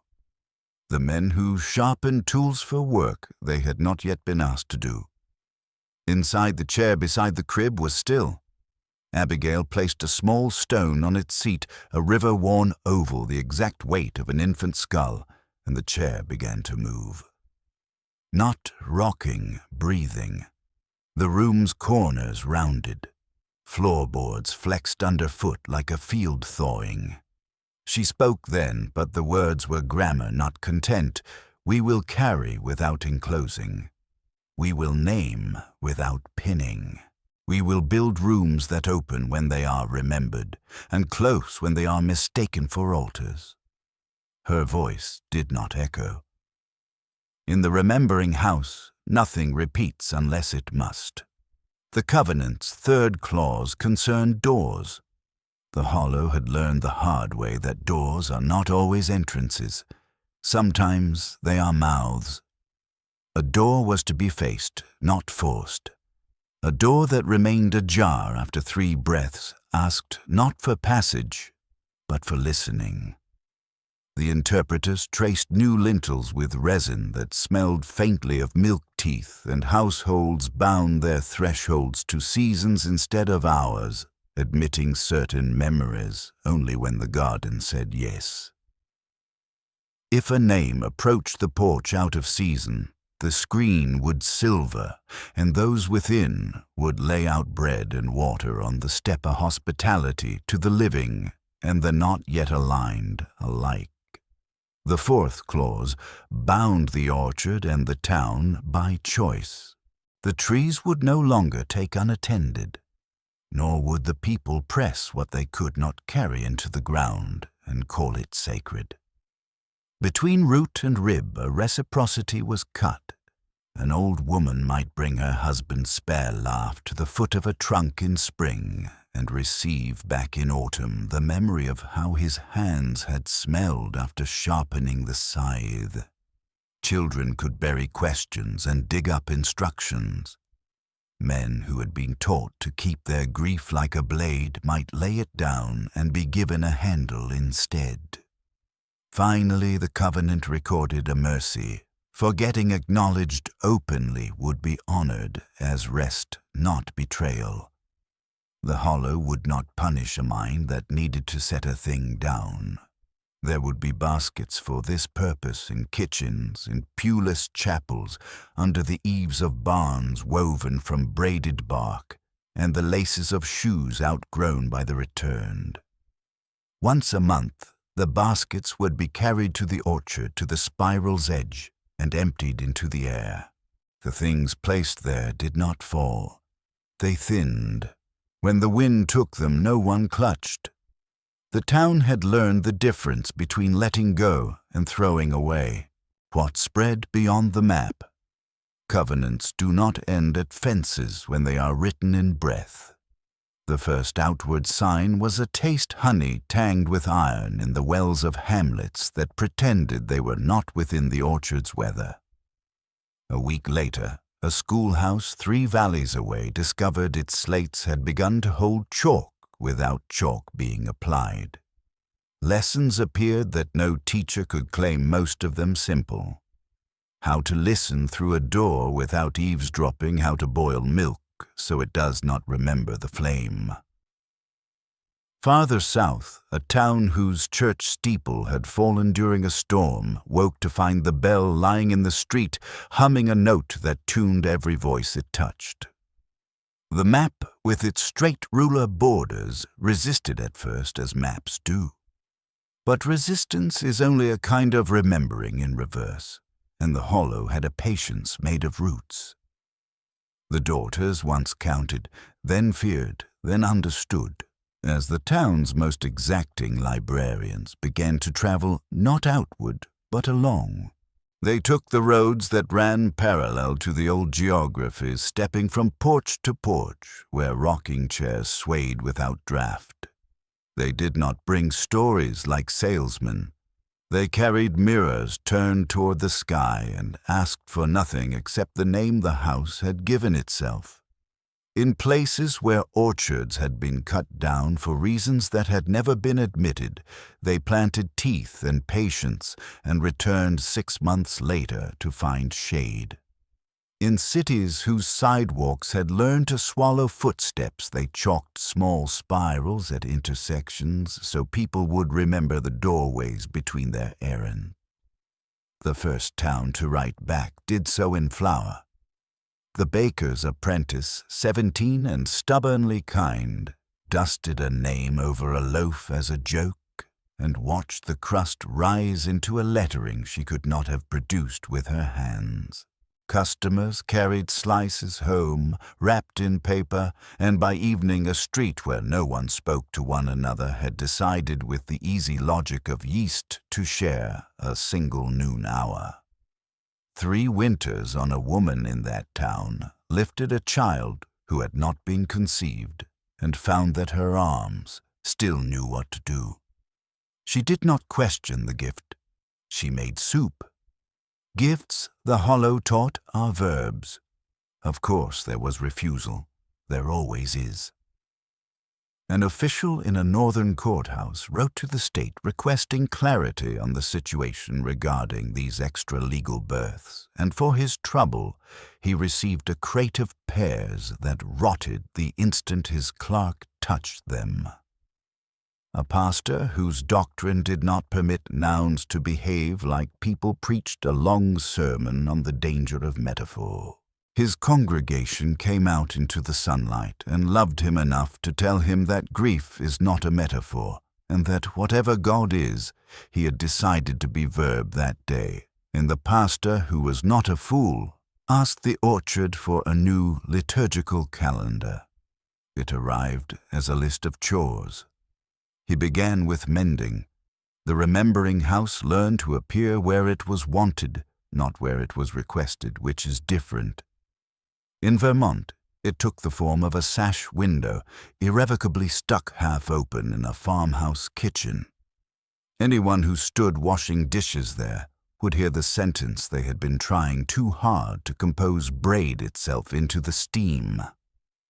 In a Massachusetts Milltown apartment, It was a line of nail holes in plaster that refused to be spackled because they marked the height of a child in a timeline the tenant had not yet confessed to wanting.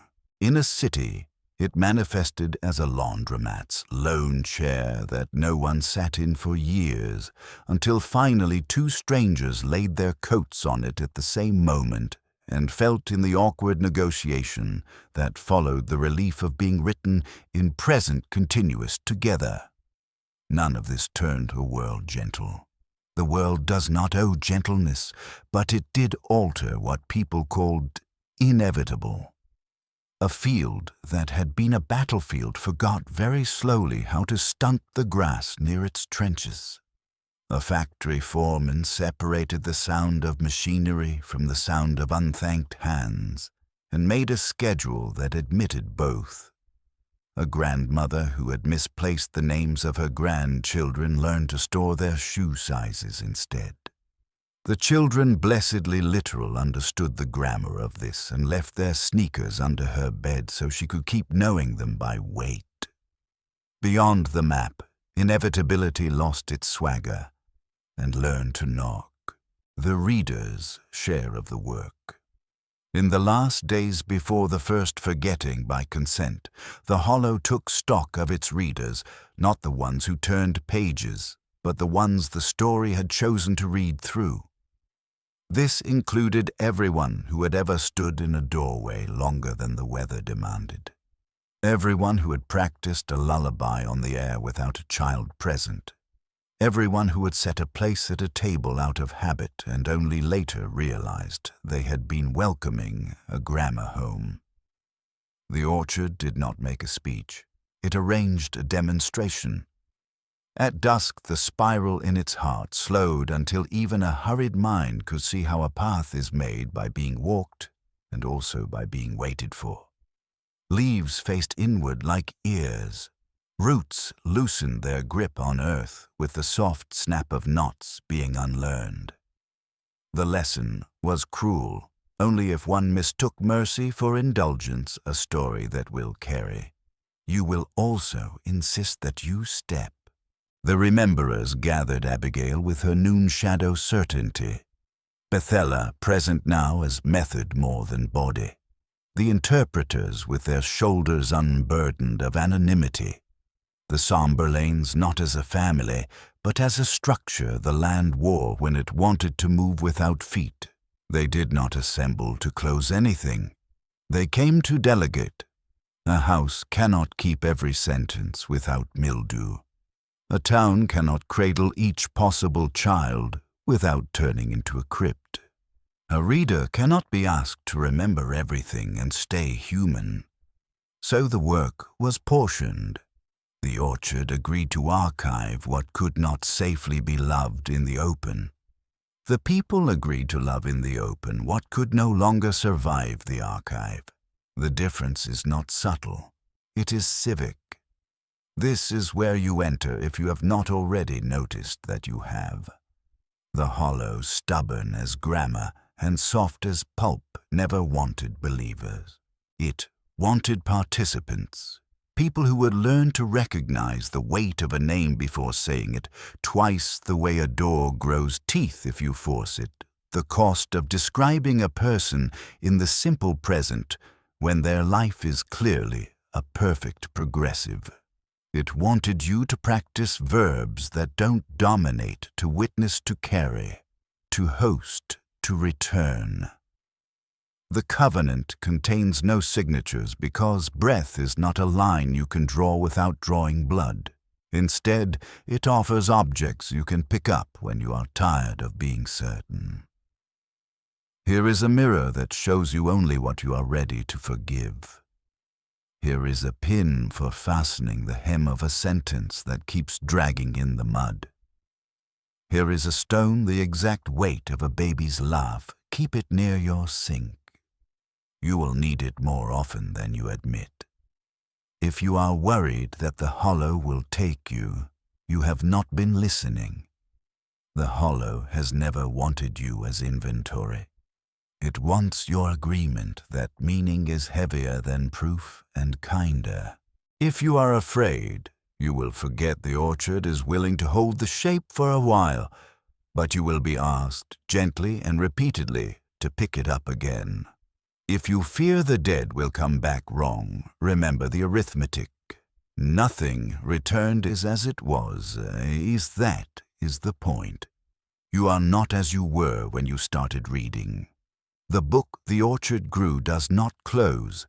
It rests between chapters on the sill so the room can air. When the time came for the first forgetting by consent, they chose an ordinary thing, a bell that had been rung to keep watch over the wrong kinds of silence. They carried it to the spiral, set it mouth down upon the ground, and stepped back. No speech, no hymn, only an exhale. The bell did not sink. It thinned until the grass could breathe through it. In the same way, let what is no longer needful in you become porous. Let language pass through it until it is only the outline of an insistence you no longer require to stand upright. Then sweep, make tea.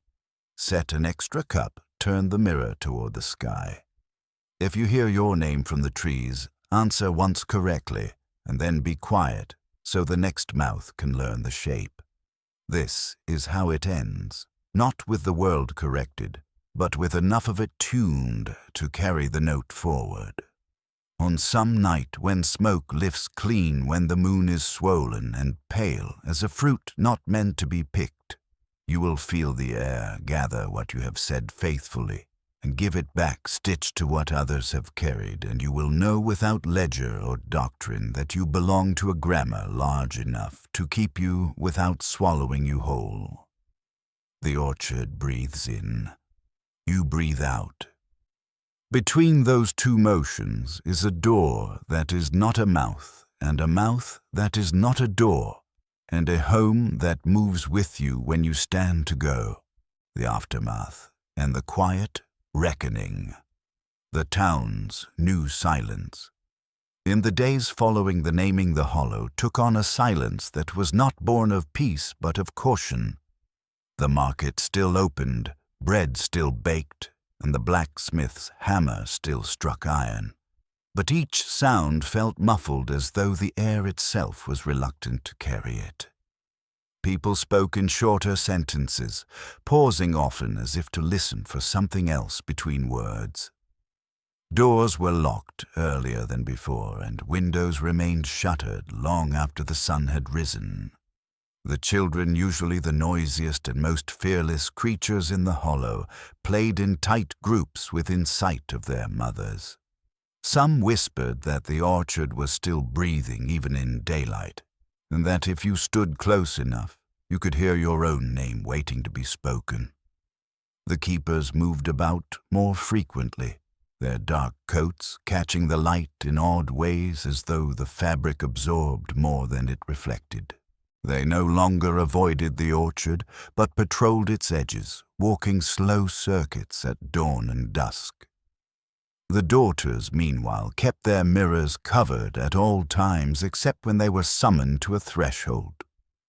It was as if the entire community had reverted to an older, stricter version of itself, bound more tightly to the covenant than ever before. And yet beneath that restraint lay a restless energy, the kind that hums just before lightning strikes.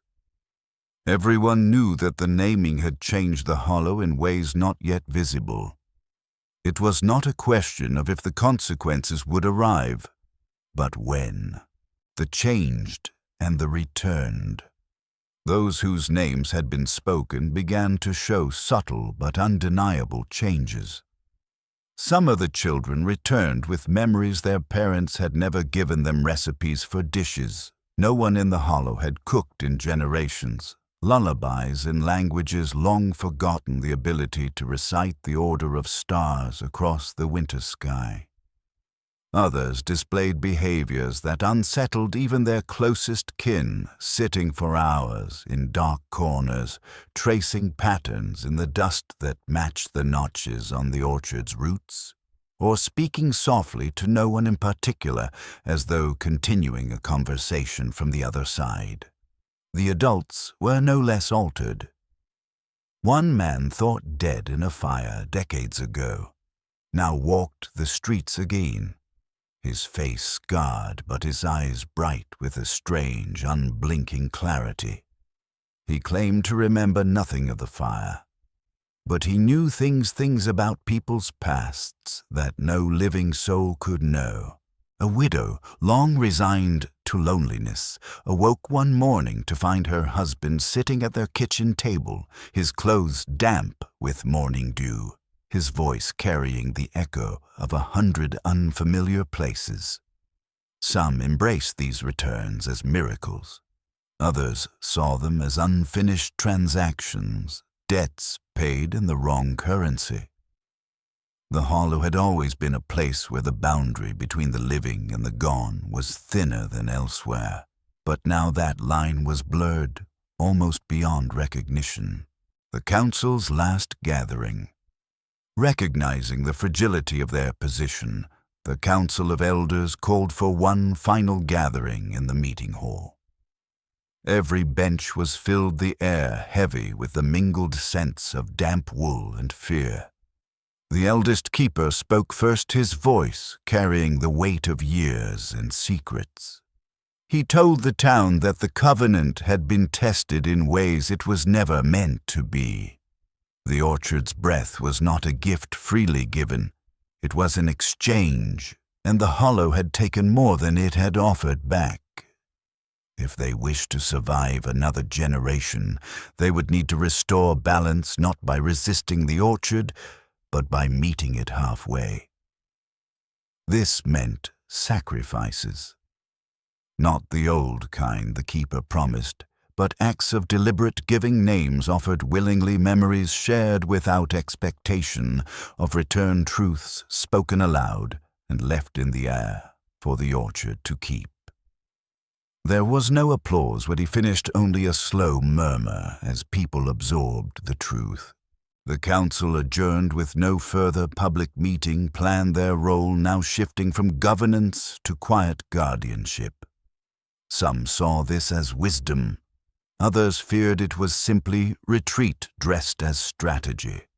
Whatever it was, the town accepted it because refusal was unthinkable. The route beyond the orchard. Weeks later, when the frost began to lace the eaves of the houses, a boy wandering near the northern ridge made a discovery. The ridge had always marked the end of the hollow's reach, a natural barrier beyond which lay nothing but forest and rock. But that morning, he saw a root, thick, dark, and patterned with notches emerging from the frozen ground, well beyond the orchard's last tree. It wound its way down the slope and disappeared into the earth, pointing toward lands the hollow had never claimed. When he touched it, the air around him shifted, and for an instant he heard voices, not the orchard's usual layered whispers, but a single unified breath, deep and resonant, as if something vast and old was waiting for the right moment to rise. The boy told no one, not even his mother, but from that day on, he began to keep a small mirror in his pocket, polished every night before bed. And far away beyond the ridge and the hollow's edge, the earth began to soften as though preparing to open. Whatever had been called during the naming was not content to remain within the orchard's bounds. The hollow had always thought of itself as the keeper of the covenant. Now it would have to face the possibility that it was only one root of something far larger, and that the orchard's final lesson was not final at all. The breath beyond the hollow. The first snow came early that year, a thin white veil settling over the orchard, and the roofs of the hollow, like a shroud, lay gently over the dead. Beneath the snow, the ground still breathed slow, patient exhalations that sent tiny puffs of frost swirling in the morning air. Those who lived nearest the orchard claimed the rhythm had changed. It no longer pulsed in steady time, but in intervals that matched the beat of a human heart. And not just any heart, the heart of someone standing close enough to hear it. On the night of the winter solstice, the boy who had found the root beyond the ridge awoke to a sound that was not the wind. It was a single word spoken so quietly he could have believed it came from his own mind. It was his name. He rose dressed without lighting a lamp and stepped into the snow. The moon hung low, its pale light making the frost sparkle like ground glass. He followed the sound not toward the orchard, but away from it toward the northern ridge. Each step seemed to grow heavier, not from the snow, but from the weight of an unseen hand, pressing gently against his back, guiding him forward. When he reached the place where he had first seen the root, the snow there was melted away, revealing the dark, gnarled surface beneath. It was larger now, thicker, and the notches along its length seemed to shift as he looked at them, forming patterns he almost recognized but could not name. He knelt, placing his palm against it. The air around him drew inward as though the entire night had taken a breath at once. Then came the whisper, not the orchard's multi-voiced chorus, but something deeper, a voice that seemed to rise from the marrow of the earth itself. Beyond the hollow. He did not know what it meant, but the words sank into him, filling the spaces between his thoughts, until they were all that remained. In that moment, he saw images, not visions exactly, but impressions pressed into his mind like fingerprints in soft wax. Endless groves stretching across unknown lands, their roots tangled beneath mountains and seas. Faces, half remembered, some human, others shaped like the spaces between dreams. And always the sense of something waiting not to come to the hollow, but to draw the hollow out toward it. By dawn, the boy was gone. His footprints led away from the ridge, disappearing into the forest beyond. The search party found no trace of him, but in the days that followed, the frost began to recede from the orchard's northern edge. Small green shoots pushed through the soil, even as the rest of the hollow lay frozen. The keepers said nothing, but they began to spend more time beyond the ridge, their lanterns moving like will-o'-the-wisps in the night, far away in places where the hollow's name was not known, and the orchard was nothing more than a wordless pull in the blood. Others began to dream. They dreamed of roots beneath their floors, of mirrors that clouded over without glass of breaths, drawn from mouths they could not see. And in those dreams, a single phrase repeated sometimes in a whisper, sometimes in a voice that shook the sky beyond the hollow. The orchard's covenant had never been confined to the hollow. It had merely begun there. And now somewhere beyond the ridge, the breath that had sustained it for generations was calling for something new. Whether that was salvation or ruin would depend on who answered first.